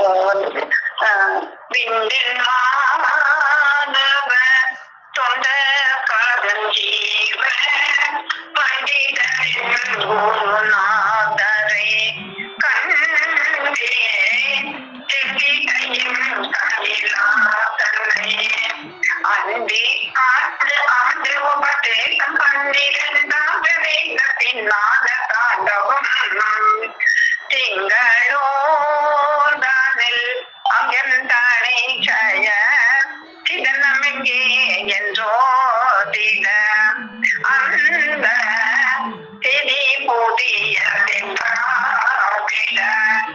இதன் திரவின் மொழியடி யாதை குரலும் மீது பெருகலும் அண்ணல் செய்தனம் இனதின்னதென்றே அடுத்தடுத்தே உபதேசம் சாட்சி வேதம் ஏண்டும் ஆண்ட பிறவியின் நீண்ட கரமகள் தாண்டே அக்கறையாத நாயகா பண்டை நாளை சம்பாதித்தயன் அந்தபாதை சென்னையே தீயே கொண்ட காலை செய்யாமாத்திய ஜெய பழுதில்லாத தொழில் நாத உடல் அழுதில்லாத பதியோகயோகியன சாலை மாமணி திகரையோகர்கள்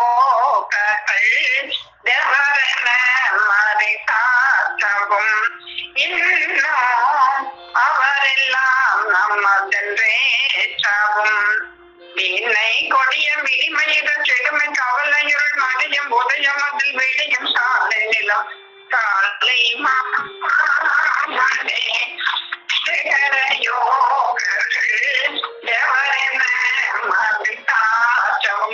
அப்படின்ட்டு தேவ முதல் பாட்டையரை சந்திச்ச போது அதுக்கு அது நடந்தது.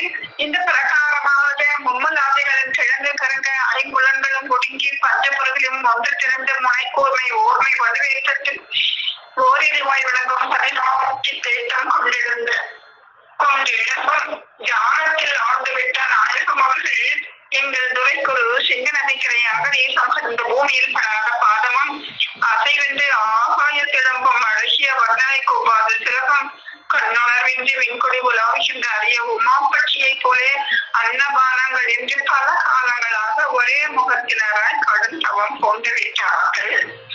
அங்கனம் பூண்டுவிட்ட நாயகம் அவர்கள் உமாப்பட்சியை நோக்கு உமாவே அறியும் என்பது போலே தங்களுக்கு அகம்புறம் இருபாகத்திற்கும் முன்னிலையில் குருவாகிய திரு கைலாய படம் பிறம் புராதன அறம்பல குருபட்டல் அவர்களே அவர்கள் எனது உதவி ஒத்தாசையும் வந்து எட்டு தேர்ந்தப்படாத மகோன்னத அகங்குடி அருந்தலமான அங்கே சிதறத்தில் முந்தகாவில்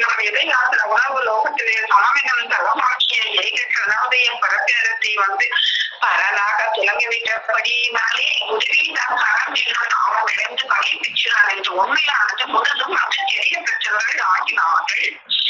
அதை வந்து ஒரு இடத்துல வாங்கினாங்க. அதை சாப்பிடறதுக்கு கூட பசி அரைச்சு கூட முடியாம அவங்க அரைச்சிட்டே போயிட்டாங்க. பசியவே மறந்துட்டு அதே மாதிரி அதையும் மறந்துட்டாங்க. தண்ணி இருக்கிற இடத்துல கூட பார்த்துட்டு தண்ணியும் குடிக்காம அப்படியே எடுத்துட்டாங்க. பசியே தண்ணியே அது மாதிரி. அதே மாதிரி எந்த நினைவின் இயங்கு கூறி என்னென்ன விதமோ எங்கே என்ன கண்டிடம் போறோமோ கண்ணிலே தானே ஆய்வன் தயங்குவன் பலனை பார்த்தவன் கண்ணினை படைப்பன் பின்னும் கடலை நினைவார் அம்மா. நினைச்சவன் நினைவில் ஓடி நினைவு கோட்டினில் என்றாய்வன் கனிவு கட்டளை தன்னுள்ளே கல்லாமலி வழியை ஆய்வன். இணைந்து நாம் கலை கூட்டத்துள் என்ன காண போறோமோ தனிகையை தொடர்ந்தோம் அல்லால் தனித்தமே என்னால் என்ன.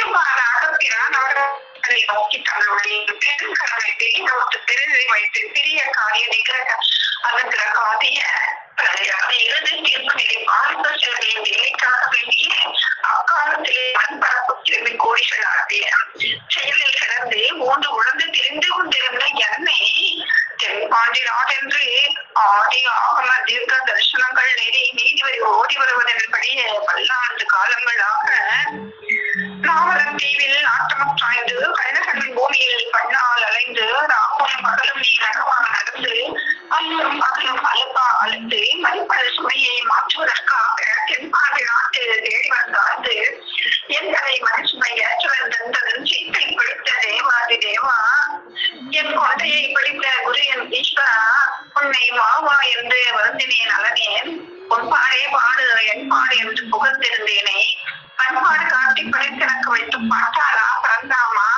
நீ பாடு சொல்ல நெரும்பாடு சாகி போன் பாடுவோட கொள்ளா நீ தேடி அலைந்த நெடுமாலே நான் ஓடி ஓடி நுழைந்து கொண்டிருந்த கொங்கு தேசத்தின் குடிவதை ஒருவனாய் ஆதிவிதி ஓப்பை அறியா பருவத்தில் அங்கே தங்கி ஊழி வெளிப்பயன் வரும்படி அறியா வழிகள் அங்கிருந்தேன்.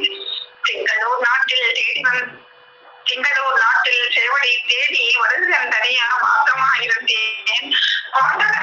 பொருளாட்சி வீதி 2000 வழியை என் பாட்டில் உடை போய்கொண்டிருந்த என்னை வருங்காலமாகிய இளவயதை வசந்த காலத்தில் ஒரு நாள் ஒரு பொழுது இளஞ்சூரிய நேரம் வடக்கே இருந்து வந்து கொண்டிருக்கையில் முன்னே நான் கண்டேன் என்னை நீ பாராதே நேரம் என்ன செய்தனையோ யாருடைய சேர இதற்குதான் நீ செய்தனை என்று என்னும் மணியேன் இறைவா சாலை வழியிலே ஜாதையா எனக்கு சைகனை தோட ஓடினேன் வந்து ஒன்றை படித்தேன். காட்டி விழுந்த காலத்தால் அடியாத சரியாத என்று பாலில் உள்ளவர்கள் வடிவு செய்யக்கூடிய வந்தவன் பின்னே முன்னிடம் வாழ்வில் ஒருத்தனை என்று என்னிடம் பருவத்து எல்லாம் மறந்தவன் பின்னே தொடர்ந்தேன். என்னவோ இந்நாள் என் பேர் எடுத்து என் வடிவு மாற்றி உன் பேர் வைத்து உன் வடிவம் தந்த உத்தம சுத்த பொருது நாயகமே. அதே மாதிரி தெய்வம் வந்து பச்சையையும் மறக்க வச்சுட்டாங்க.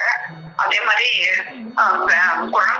குழந்தையும் விச்சாயிட்டோம் என்ற எண்ணத்தையே வச்சுட்டு அப்புறமா குழந்தைக்கு தெய்வம் குழந்தை கூட சேர்ந்ததுக்கு குழந்தைக்கு கல்யாணம் பண்ணி வச்சாங்க. அதே மாதிரி எல்லாம் உறுப்பினர் கூட தொடர்ந்து போன பிறகு அவங்க கிட்ட எல்லாமே தெரிஞ்சுக்கிட்டு மறுபடியா துருவ மாதிரி கட்சி வரலாம் போயிட்டாங்க. முடிஞ்சே குடும்பத்தோட சேர்த்துக்கிட்டாங்க.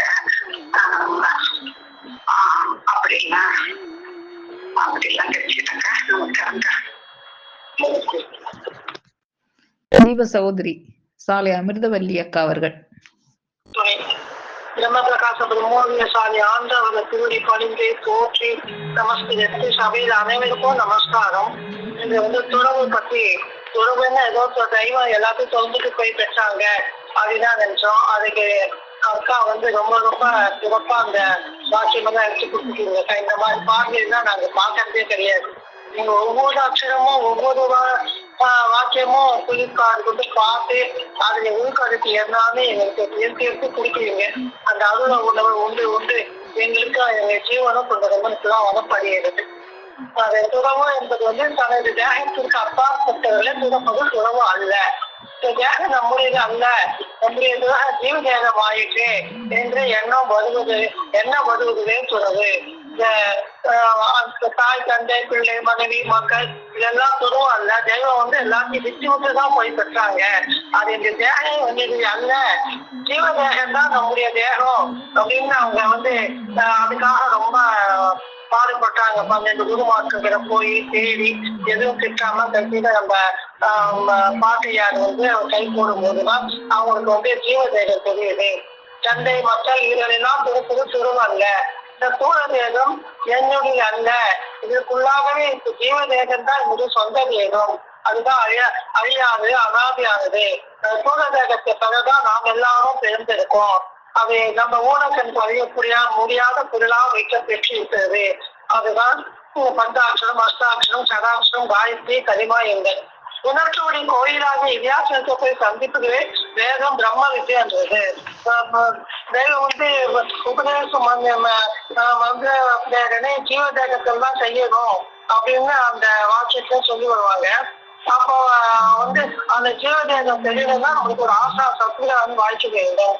அந்த சத்துராக நம்ம பாட்டி அவர் சந்திச்ச உடனே அவங்களுக்கு இங்கதான் மெய்யான விருகிறானாக இருக்க வேணும் அப்படின்னு அப்பவே அவங்களுடைய உடல் பொருள் ஆவியெல்லாம் குறித்து என்னை ஏற்றிக்கோங்க அப்படின்னு சொல்றாங்க. அதுக்கப்புறமா தான் அந்த பழைய ஜீவனை தந்தைக்கு புதிய ஜீவனை இவ்வாறாக அருளரசு ஆதவாய் மதினா மன்னாம் என்னும் தென்னறி நீதி பெரி விளைவு சமுசாரிகளாகிய தங்கள் முகமுகத்து ஆத்ம காமராகியும் அகமுகத்து இதய கமல வாசனாகியும் அந்த 2 அலங்காரங்களும் மிகவில்லாத வலுப்பம் மான சுத்தாவி குண முடியாதவர்களின் வாக்கிய பிரவாக புதிய ஜீவனை தந்துவிட்டேன். அதுக்கு நம்மளுக்கு அந்த ஜீவன் பழைய இதெல்லாம் அவங்களுக்கு அவங்க தெய்வம் தவிர்க்கவும் புதிய ஜீவனை தந்து வச்சபடியா தான் படைத்த வாழ்வனைக்கும் இணையனை விடுத்தி எண்ணிதானது கணிதமணி தீவடிகளானிலும் உடல் பொருள் ஆவியாகிய மூன்றும் உண்மைக்கே சொந்தமென வாக்குறுதி செய்து சத்தமாக பாதுகாத்து விட்ட சொற்கரனை கட்டுவதற்காக போகிறேன் என எண்ணி வீடியோ எதிர்த்து ஏன் நடப்பார்கள்.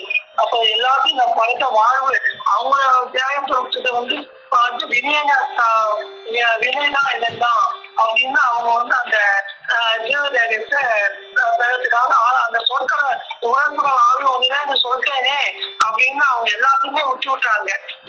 அதுதான் தேவ திருமதிவான பொது நடத்தை அரசே அரசே தேவநிதி கலையும் பொருளே பொருளென தேவை திரு கைலாய மதி கொடி தலைவா கலையென தேகமுடன் பொருளாது என கிளை துணிவே உணவென எல்லாத்தையும் விட்டுவிட்டோம் அந்த எண்ணத்தையும் விட்டு அவங்க பெற்று வந்த அந்த தவ முதலை நமக்காக நம்ம எல்லாருக்காகவும் அந்த சீரோடு உரையும் திருமண திருமண நாடு திறந்தது எடுத்து திருவிழிவு ஆறு புகுந்து உலகம் முழுவதும் வருவதென்று தோன்றும் வரத புராதன குருமணி எல்லாம் நிறைதவையோன்றவும் பொன்னுடம் எடுத்து மண்பாக மகற்ற வருவதம் போன்றும் வேத போத நீத மந்திரங்கள் வேதனத்தும் ஓருருவாகி உடம்பெடுத்து வெளியே கிளம்பி நெருங்கி விட்டு நிகழ போனோம்.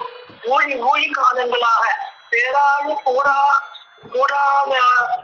நாடியிடத்தை பறிந்து முதல் விளைவு கொண்டு இருந்து குப்புறம் அதை பிழை வடிவமான சிப்பி நிலத்து கடுவரை விட்டு வெளியே கிளம்பி நிச்சலமானது. அப்ப அவங்க அந்த உரைதான் அவருக்கு பெற்ற தவற எல்லா பதவியும் அது ஒரு உரையாக மாற்றி நமக்கு இது வாக்கியங்களாகவும் பாடல்களாகவும் மாநிலமாகவும் கொடுத்துக்கொண்டிருக்கிறார்கள். ஆனா அவங்க பெற்றது எப்படின்னா எக்காலத்து திரும்பி வருவதே இல்லைன்னு திருப்பதிதான் சொல்றது. இது அவங்களோட தேக என்ன புரிஞ்சு வந்தாங்க அது எல்லாமே ஆசானுடையது. ஆசான் சொல்லாதது நமது, அறிவு நமது, தேகம் நமது, முயற்சி நமது அப்படின்னு ஆசானுக்கு அடிமையா இருந்து அவங்க பாசிட்டா கூட ஆசான் ஆணை இல்லாம தொட்டல் இல்லாம உண்ண மாட்டாங்க. அதே பசியா உணவாகவும் குளிரைய போர்வையாகவும் தூக்க தாகத்திய நீராகவும் மாறி அவங்க தானை பெற்று நடந்து அந்த திருவம் போன்ற எழுதியதை கட்சிக்கு நமக்கு எப்படி கொடுக்குறாங்கன்னா, வா வா மகனே இங்கே அனைத்தருகில் வைக்கும் மேல் கருணை வரவது விண்டான் துறவது கண்டு வாத யமன் அயர்த்தி தாவா மகனே என்றிட கொடுத்தேன் தனியின் சுதன் என்றான். தன் பயம் ஒன்றில்லாத சரீரம் தகு சூக்குமம் கொடுத்தேன். போவா ஆவோ ஈயை என்றான். ஓ ஊ என்றேன். போதிய பிள்ளை தமிழுவாகும் உன் மாற்ற நதியோ மாற்ற பதியோ தாவாம் ஒன்று இல்லாதவன் இறைவன் தாளோ தாளேலோ என்ன சத்துருவான தனி கருணாகரன் தாளோ தாளேலோ. அந்த துருவம் அவங்களுடைய திரு வாக்கியங்களை நம்ம அவங்க வாக்கியமாக திறந்தத விட்ட அந்த வாக்கியங்களை எல்லாமே எல்லாமே நம்ம அந்த வாக்கியங்களா பேசி நம்மளும் இந்த அவங்க நம்மள இந்த தூள உடம்பு திறந்தது வாக்கிய தாகமா போத்துக்கு ஒன்றும் சொல்ல. நம்ம குடும்ப வாழ்க்கையோட இருந்து இந்த மெய்ஞானத்தை எளிமையா பெற வேண்டும் நமக்காக தெரியும். பாடலையும் ஆன்மீகம் வாக்கியங்களையும் அதனால் எல்லாம் கிடைக்கிறது. அதையும் அந்த வாக்கியங்கள் எல்லாத்தையும் கை கொள்ளுங்கோ என்று நான் சொல்ல இருக்கிறேன். நீங்க நாட்டு துறவியாக விட்டுட்டு போக வேண்டியதில்லை. உன் காலத்துக்கு மிகவும் கஷ்டமா இருக்குது. இப்போது நான் இந்த வசந்தம் வேறு இது நமக்காக எழுந்து அழி நம்மளுக்கு இந்த அபிநமுத மொழியெல்லாம் தந்து கொண்டிருக்கிறாங்க. அதையும் நீங்க இன்னும் சிறப்பா அது ஒவ்வொரு வாக்கியத்திலையும் ஒவ்வொரு இதுவும் உபதேசமா அந்த தெய்வம் எப்படி கொடுத்தாங்களோ அதே மாதிரி அந்த குறிப்பாதையை கொண்டு பார்த்து எங்கள் எல்லாருக்கும் புதிய ஜீவனை தந்து கொண்டிருக்கும். உங்களுக்கு என்னுடைய அன்பான நமஸ்காரம் அக்கா. நமஸ்காரம். ஜீவ சகோதரி சாலை முத்துவள்ளி அவர்கள். ஆண்டவர்களின் பொற்பாதங்கள் பணிந்து இந்த குழுவை திறம்பட நடத்தி கொண்டிருக்கும் வித்வசன்யாசாவுக்கு என்னுடைய நமஸ்காரத்தை தெரிவித்து உங்களுடைய ஜீவத்திறமையான அனைவருக்கும் என்னுடைய நமஸ்காரம் தெரிவித்து அக்கா அவர்கள் துறவு என்ற தலைப்பில் பல போதா முத்துக்களை நமக்கு பகிர்ந்து வந்தார்கள். இதுவரைக்கும் நான் துறவுன்னா அதுதான் எண்ணிட்டு இருந்தேன். ஊரை விடுறது, உறவை விடுறது, பொருள், தாய் தந்தை உற்றார் இவர்களெல்லாம் சொல்றாங்க தெய்வம் அப்படின்னு தான் என்னோட எண்ணத்துல இதுவரைக்கும் இருந்தது. இப்பதான் அக்கா வேற மாதிரி மாத்தி இத போட்டிருக்கிறாங்க. நம்மளுடைய எதற்காக அவர்கள் சொன்னாங்க தொடர்ந்து சென்றார் பின்னே தொந்தழவினைகை விட்டே அடர்ந்து தன்னாதான் ஒன்றே அருந்ததி எனவே மாண்டார் அடர்ந்த புத்தகமும் ஆகி படைகளை திறந்தேரண்டு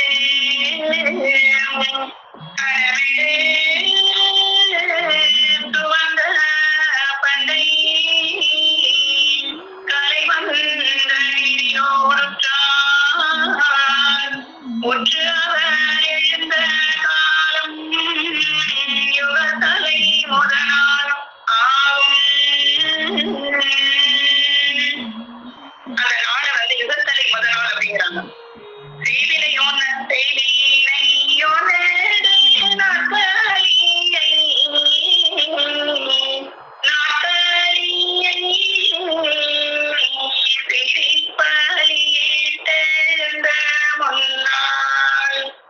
எதுக்காக அவர்கள் வராதுன்னா வையகம் முடியவே இந்த மாதிரி எழுந்து வராங்க. இதுவரைக்கும் அந்த பாரவான்கள் எல்லாம் அவங்களுடைய தீர்க்கப்படி இதை பத்தி சொல்றாங்க. பிரம்மோபதேசம் கை கொண்டு இருந்த தேவானை தன்னார் நம்ம நெய்வேலியில திருவாதார பிறகு புனர்ஜென்மம் அப்படின்னு அனந்தத்தெல்லாம் கொண்டாடுறத நம்ம பார்த்திருக்கிறோம். ஒரு பாரவான் சிவராத்திரி சிவபதி பூண்ட நன்னாள் அப்படின்னு சொல்றாங்க. ஒருவர் வைகுண்ட ஏகாதேசி வைகுண்ட பதியை பின்ன நன்னாள் அப்படின்னு ஒரு பாரவான் சொல்றாரு. இலக்கரிய பெரிய ஏசுகிறானவர்கள் 8ஆம் நாள் அப்படின்னு அருளி இருக்கிறாங்க. காசிமுல் அன்பியா நாயகம் அவர்கள் லைலத்துல் கதிரா அப்படின்னு இந்த நாளை அருளி இருக்கிறாங்க. இந்த உலகம் முடிவதற்காக நம்ம தெய்வம் அவர்கள் அவதாரம் எடுத்து வந்திருக்கிறாங்க. அவங்க அந்த மற்ற மெய்ஞானிகள் எல்லாம் 12 வருடம் தான் தவம் செஞ்சு அந்த இதை எழுதுறாங்க.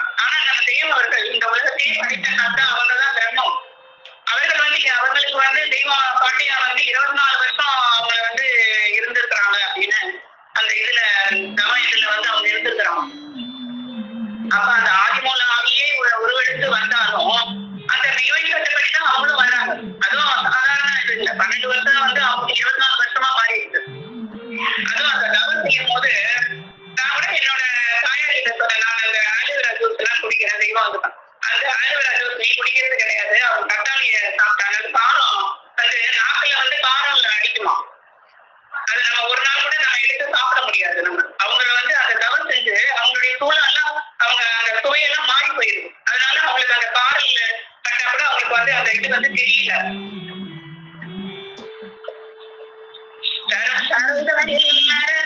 தோன்றி தாங்கி அதையாரோரை முறை சங்காரணிக்கிறதும் முடித்துவே மடுவாய் மாற்றி விரைதும் அவர் முகத்தில் வைத்துவே படைத்து பின்னும் மறைகடா தேவராத்த வந்த உலகு கமே. நம்மளெல்லாம் இந்த மாதிரி தேவர்களாக மாற்றி திறக்கிறது அவர்கள் பட்ட பாட விட்ட தண்ணீரும் கொஞ்சம் கிடையாது. அவங்க திருப்பரங்குன்ற நவத்துல இருந்து அவங்க இறங்கி வர்றாங்க. எப்படி வர்றாங்க?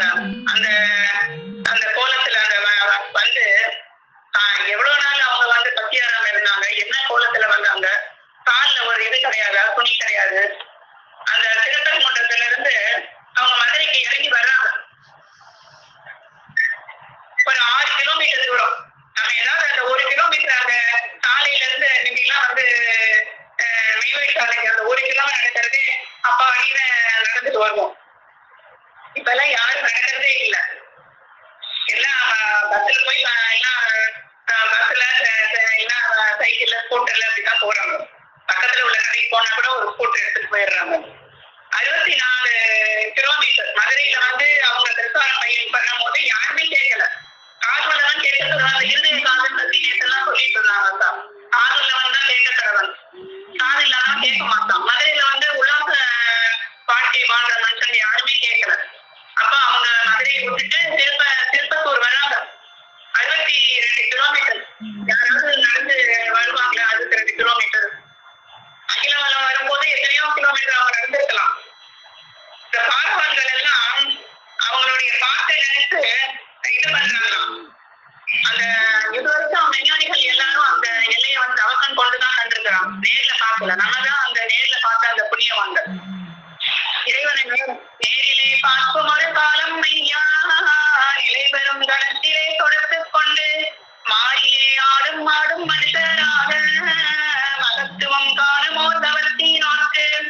அவங்க வந்து விஞ்ஞானிகள் இது வரைக்கும் அந்த பாரவான்கள் எல்லாரையும் மனுஷன் அவங்க வந்து மனிதர்களா மதித்தனாலதான் அவங்க வந்து அவங்கள வந்து இது யாரையும் மறுக்கல மனுஷங்கள்லாம். ஆனா நம்மளும் அவங்களும் பாரவான்கள் ஒண்ணும் கிடையாது. அவங்க வந்து தன்னுடைய தவத்தினால இந்த சூழ தேசத்தை விட்டு ஜீவதேசத்துல போய் நிரந்தரமா குடியேறிட்டாங்க. அவங்க வந்து அறிவு சொரூபர்கள். நமக்கு வந்து கொஞ்ச நேரம் இறைவனை இது பண்ணுவோம், அதுக்கப்புறம் நம்ம மனந்து இதுக்கு போயிடுவோம். ஆனா அந்த விஞ்ஞானிகள் வந்து அந்த அறிவு சொரூபர்களா ஆயிட்டாங்க. அந்த பாரவான்கள் எல்லாம் இந்த சூழ வாழ்க்கையை விட்டுட்டு அந்த தெய்வ வாழ்க்கையிலே தான் அவங்க வந்து அது இருப்பாங்க.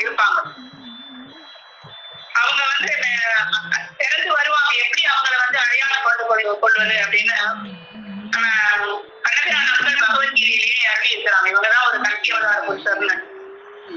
யுகயுகத்தோறும் பிறந்து வருவேன் அப்படின்னு அவங்க வந்து அருளி இருக்கிறாங்க. சாவாது திறவாது தனி முதலாய் இருந்த நாவாய் உலகு படும் தீர்ப்பதற்காக மேவாது நின்றே என் மாயினால் மெய்யே போல் ஓவாது வந்து பிறந்திடுவேன் யுகந்தோறும். இது மாதிரி எல்லாம் எத்தனையோ மகான்கள் வந்து இவங்கதான் கல்வி அவதார புருஷர்னு எழுதியிருக்கிறான். பெருமாள் வந்து 10 அவதாரம் எடுத்துட்டு வருவாங்க அப்படிங்கிறாங்க. 4 பேர் வந்து அவர்களே வந்து கல்வி அவதாரம் மறுமுறையும் வரும். அதாவது கலியுகம் 5000 முடிவில் வரும். அப்புறம் வந்து கால்வல் குலத்து அரசியை வந்து திருமணம் பண்ணிப்பாங்கிறாங்க. அந்த கால்வல் குலங்கிறது அந்த திருப்பத்தூர் அரசியை வந்து திருமணம் முடிக்கிறாங்க அப்படின்னு. அந்த விட்டு வந்தோம் அப்படின்னு அக்கா வந்து சொன்னாங்க. துறவு போட்டுட்டா அது மறுபடியும் சேர முடியாது. ஆனா விட்டுட்டு வந்தால் முதல்ல அவங்க வந்து திருமணம் முடிக்கிறதுக்கு முன்னாடி அவங்களுக்கு வந்து 12 வருஷம் பாடாப்பட்டு ஒரு தனி ஆளா ஊரா போய் அவங்க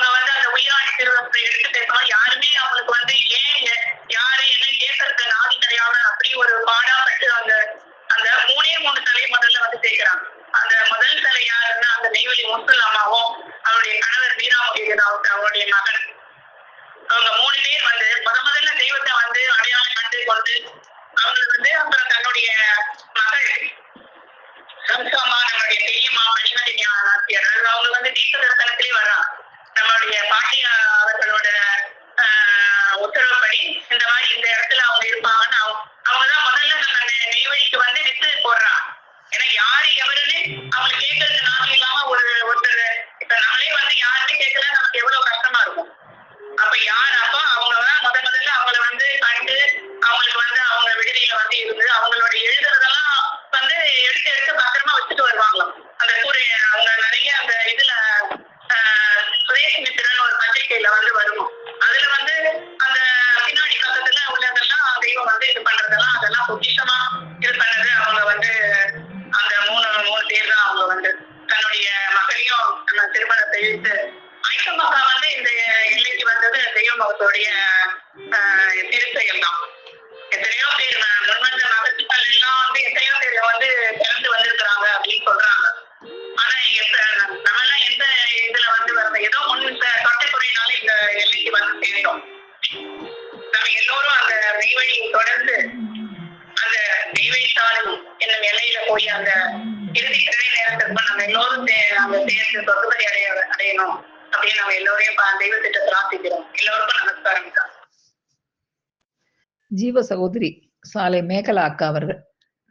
தெய்வமே ஆண்டவங்களே, அகாண்டகார திருவெல்ல மெய்ஞான பெட்டகத்தின் பொக்கிச அறையை திறக்கும் மந்திர மாத்திரை திறவுகோல் கொண்டு தமது பெருங்கருணையால் மக்களுக்கு திறந்து காட்டி ஞான அறிவு தந்து பரமபதம் அடைய செய்யும் நமது குல தெய்வம் மெய்வழிச்சாலை ஆண்டவர்கள் நம் பெருமான் அவர்களை போற்றி அவர்களுடைய பொற்பாதங்களுக்கு நமஸ்கரித்து நமஸ்காரத்தை சொல்லி இன்னைக்கு நான் சபையில நான் தொடங்கி வச்ச பங்கிட்டு இருக்கிறேமா. இன்னைக்கு நம்ம தெய்வத்தினுடைய அற்புத செயல்கள் அப்படிங்கிற தலைப்புலதான் நான் சில வாக்கியங்களை வேத முத்துக்கள்லாம் தொகுத்து வச்சிருந்தேன். அப்போ அந்த வாக்கியங்களை பேசுறதுக்கு முன்னாலேயே ஒரு அற்புதத்தை, அதாவது நம்ம தெய்வம் நமக்கு அந்த அந்த திறவுகோல் கொண்டு அந்த மந்திர மாத்திரக்கோள் திறவுகோல் கொண்டு அந்த பொக்கிஷத்தை திறந்து வச்சு அதுல துறவு அப்படிங்கிறத நீ என்ன நினைச்சிட்டு இருக்கு, அது துறவல்ல, துறவு என்பது என்ன அப்படிங்கிறத அக்காவுக்கு அதை திறந்து அதை தெரிய வைத்து அதன் மூலமாக நம்மளுக்கெல்லாம் அந்த அற்புதத்தை தெரிய வைத்து நம்ம மனதில் பதித்த தெய்வத்திற்கும் அதை நம்மளுக்கு வழங்கிய அக்காவுக்கும் நமஸ்காரத்தை செலுத்துகிறேமா. அப்போ தெய்வத்துடைய அற்புத செயல்கள், அப்போ நம்ம தெய்வம் வந்து நம்ம அந்த பிரம்மத்தை கூடவே பிரம்மஸ்வரூபராக வந்து நம்ம புலன்வழி ஓடிட்டு வயதையெல்லாம் நண்பர் ஆக்கக்கூடிய தெய்வமாக கருணை வள்ளலாக வந்து நமக்கெல்லாம் இந்த அருளமுகத்தை வழங்குறாங்க, அருளி கொண்டே இருக்கிறாங்க, அப்படி அருள்பாலித்துக் கொண்டிருக்கிறாங்க. அப்படின்னா அவங்க பட்ட கஷ்டம், அதாவது அவங்க வந்து தேகத்தை சார்ந்ததெல்லாம் துறப்பதுதான் துறவல்ல, அந்த தேகத்தையே துறப்பதுதான் துறவு அப்படின்னு சொல்லி அந்த அவங்க வந்து எல்லா அந்த தூள வாழ்வெனத்தையும் அந்த நம்ம வாழ்வுக்கு வரும் கேடு அப்படின்னு சொல்லி அதெல்லாம் விட்டுட்டு அந்த ஜீவ வாழ்விற்கு வேண்டிய துணை, அதாவது ஒரு தீர மன துணைவு கொண்டு அவங்களுடைய குருதானை கண்டதுடன் வீர மனத்தை இளவராய்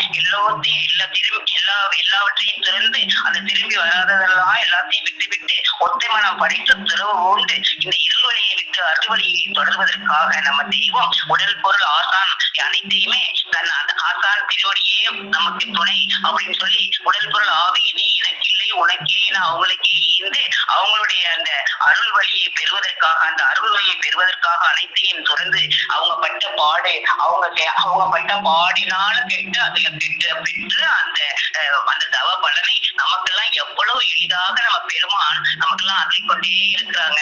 அப்ப அவங்களுடைய அற்புத செயல்கள் நமக்கு அந்த அறிவாகாரத்தை எப்படி அருளி நம்மளையெல்லாம் காத்து கொண்டிருக்க நம்ம பெருமானுடைய அற்புத செயல்களை நம்ம இந்த ஜென்மத்துல மட்டும் நம்ம நமக்கு சொல்ல முடியாது. நம்மளுடைய அந்த தெய்வத்துடைய அற்புத செயல்களை சொல்றதுக்கு இந்த ஒரு வாய் பத்தாது.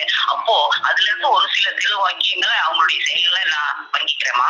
அப்போ நம்ம தெய்வம் வந்து நம்மளை காக்கக்கூடிய தெய்வமாக இருக்கிறாங்க. அப்போ அவங்க வந்து நம்மளுக்கு அனுகிரகராக இருக்கிறாங்க. நம்ம அனுகிரகம் அப்படின்னு சொன்னா வெளியில வந்து நம்ம என்ன செய்யறோம்னா பெரியவங்க கொடுக்குற மகாலட்சுமி போல வாழுது அப்படின்னு தான் நினைச்சோம். ஆனா அனுகிரகம் என்பது அது அல்ல. உன்னை சனியின் போல அணுவாக அது பிடித்துக் கொண்டிருக்கிற கிரகங்களை, அந்த கிரகங்கள் பிடிச்சிருக்கிறதுனாலதான் நம்முடைய ஐம்புலன்களும் எப்பயுமே அந்த நஷ்ட கணக்கு தான், அந்த நஷ்டத்தை தான் சம்பாதிச்சு அந்த பாவ கணக்கு தான் தீர்த்துட்டே இருக்குது. அப்ப கண், காது, மூக்கு, வாய்மை இவற்றின் மூலமாக நம்ம எப்பயுமே அந்த நஷ்டத்தை தான் சம்பாதிச்சுட்டு இருக்கோம்.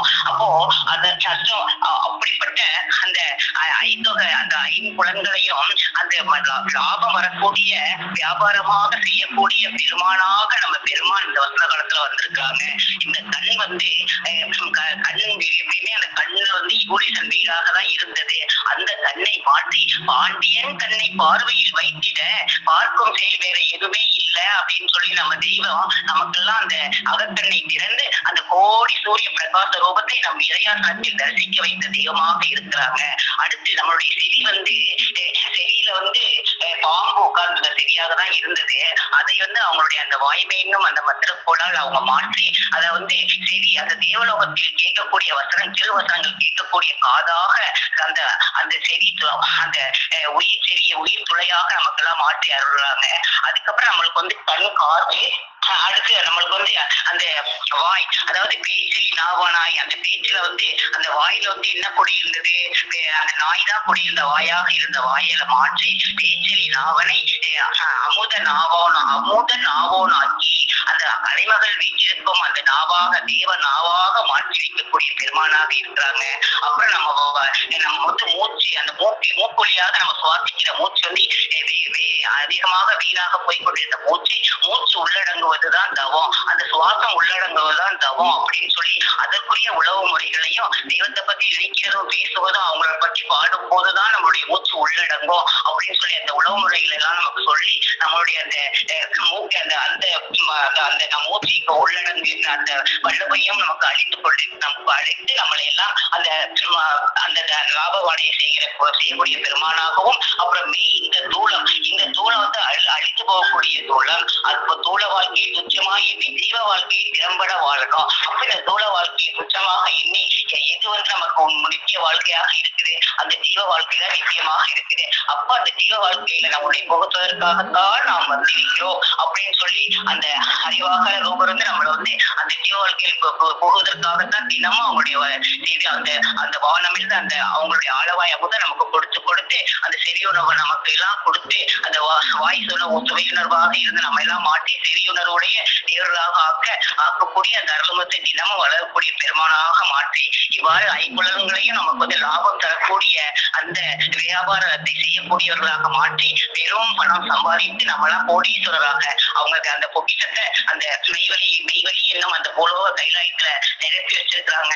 அவங்களுடைய திருவடியை சார்ந்து அந்த பொக்கிஷத்தை எல்லாம் நம்ம எடுத்து நம்மளாம் கோடீஸ்வரர்களாக ஆக்கிக் கொள்ளக்கூடிய கோடீஸ்வர பிள்ளைகளாக வாழக்கூடிய அந்த பேரின்பதை நம்ம தெய்வம் தினமும் அருளிக்கொண்டு நம்ம எல்லாம் பார்க்கக்கூடிய பெருமானாக இருக்கிறாங்க.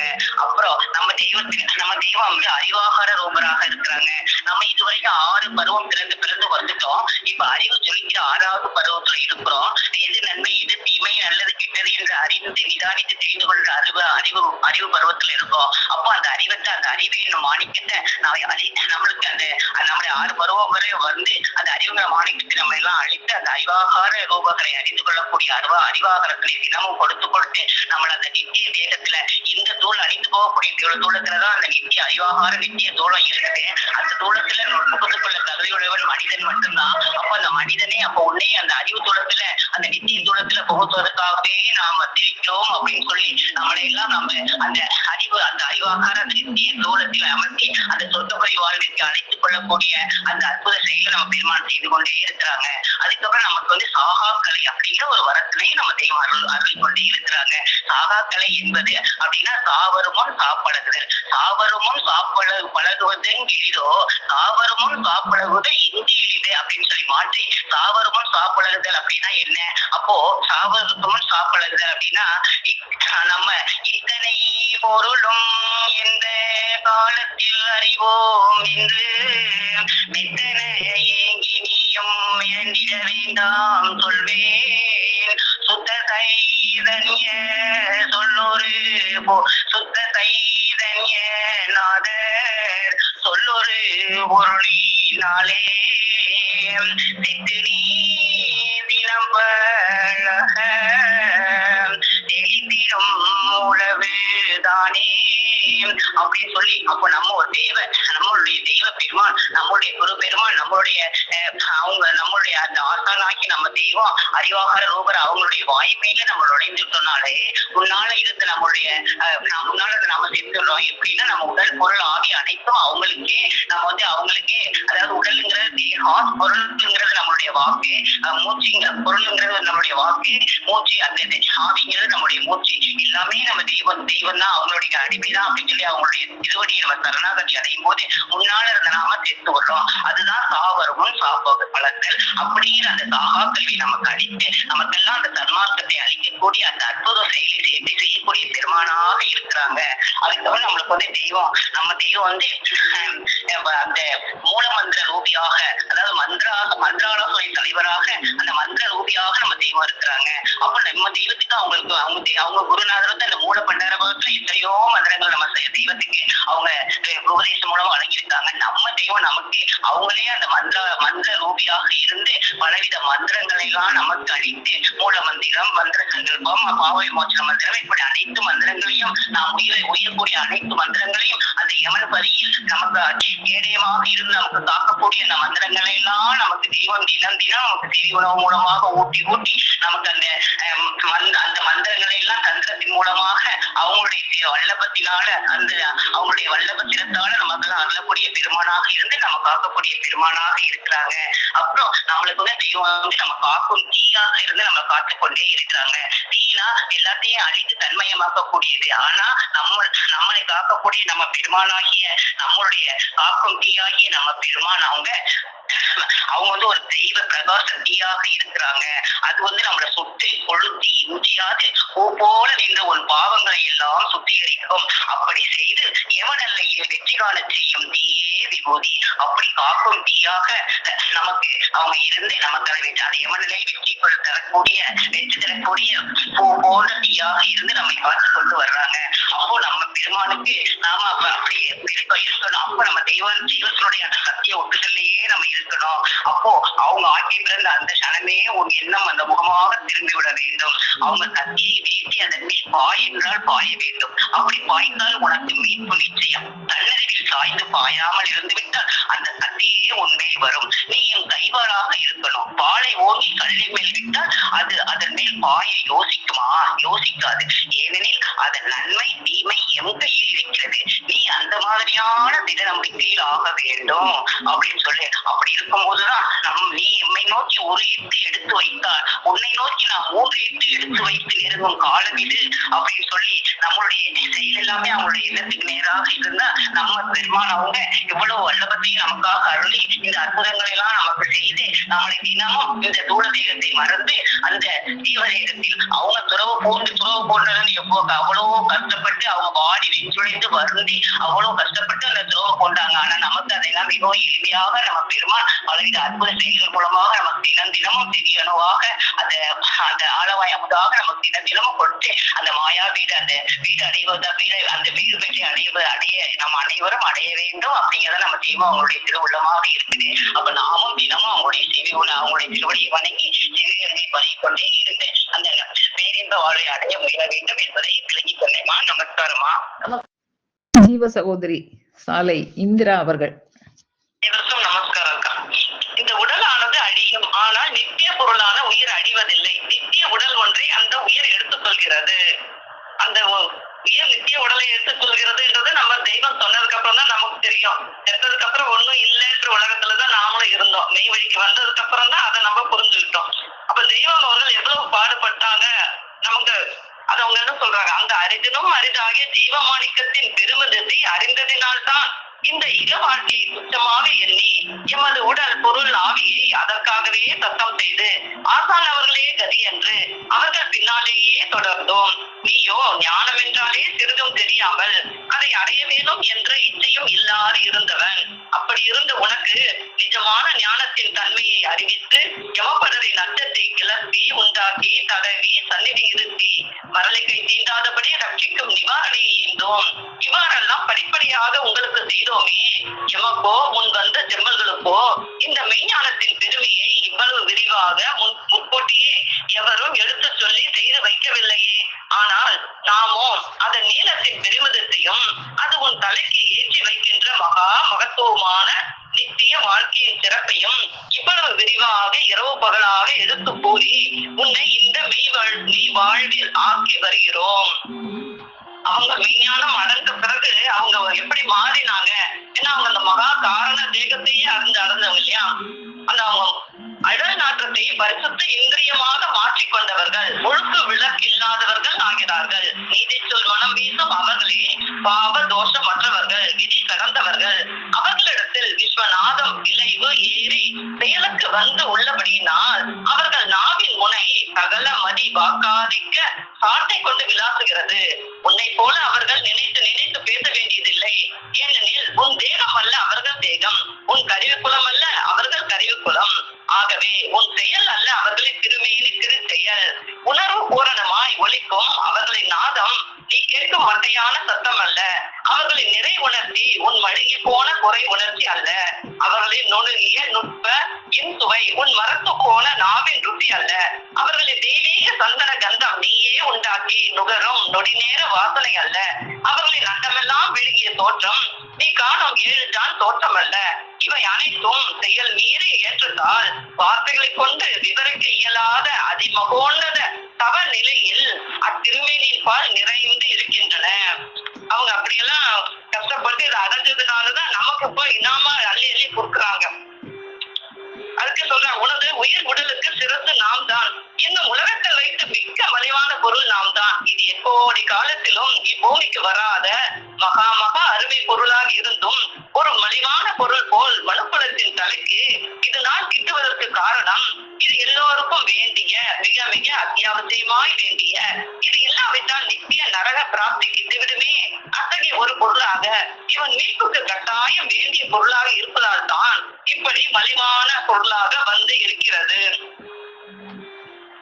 அப்ப அந்த பொருளை நம்ம அறியறதுக்கு அவங்க என்ன சொல்றாங்க? ஆசான் அவர்களின் சொல்லானது நம்மது, அவர்கள் அறிவு நம்மது, அவர்கள் தேகம் நம்மது, அவர்கள் முயற்சி நம்மது என்று நினைத்ததும் அந்த செயல் தானே வந்து விடுகிறது. அவர்கள் சொல் நம் இசை என்று நமக்கு வரவில்லையே என்ற கவலை வர வேண்டும். சதா அந்த கவலையில் இருந்து பழகி வருகிறவன் எண்ணம் ஒரு நேரத்தில் அங்கு டக்கென்று போய் மாற்றிக்கொள்ளும். இன்னும் எனக்கு கவலை வர்ற அளவுக்கு நான் பழகலக்கா, இன்னும் பழகிட்டே இருக்கணும். ஆனாலும் தெய்வம் அவர்கள் என்னுடைய அழியா தலையை அழித்தலையை அறியா தலையாக, பவத்தலையை தவத்தலையாக, விதி தலையை மதித்தலையாக, புழு தலையை வயிறு தலையாக ஆக்கி வைத்திருக்கிறார்கள் என்பதை அறிந்து கொண்டேன் அக்கா. அக்காவுக்கு நமஸ்காரம். சபையோர் அனைவருக்கும் நமஸ்காரம். தெய்வ திருவாக்கியங்களால் சபையை அலங்கரித்த ஜீவ சகோதர சகோதரிகள் அனைவருக்கும் எனது அன்பான நன்றி கலந்த நமஸ்காரம்.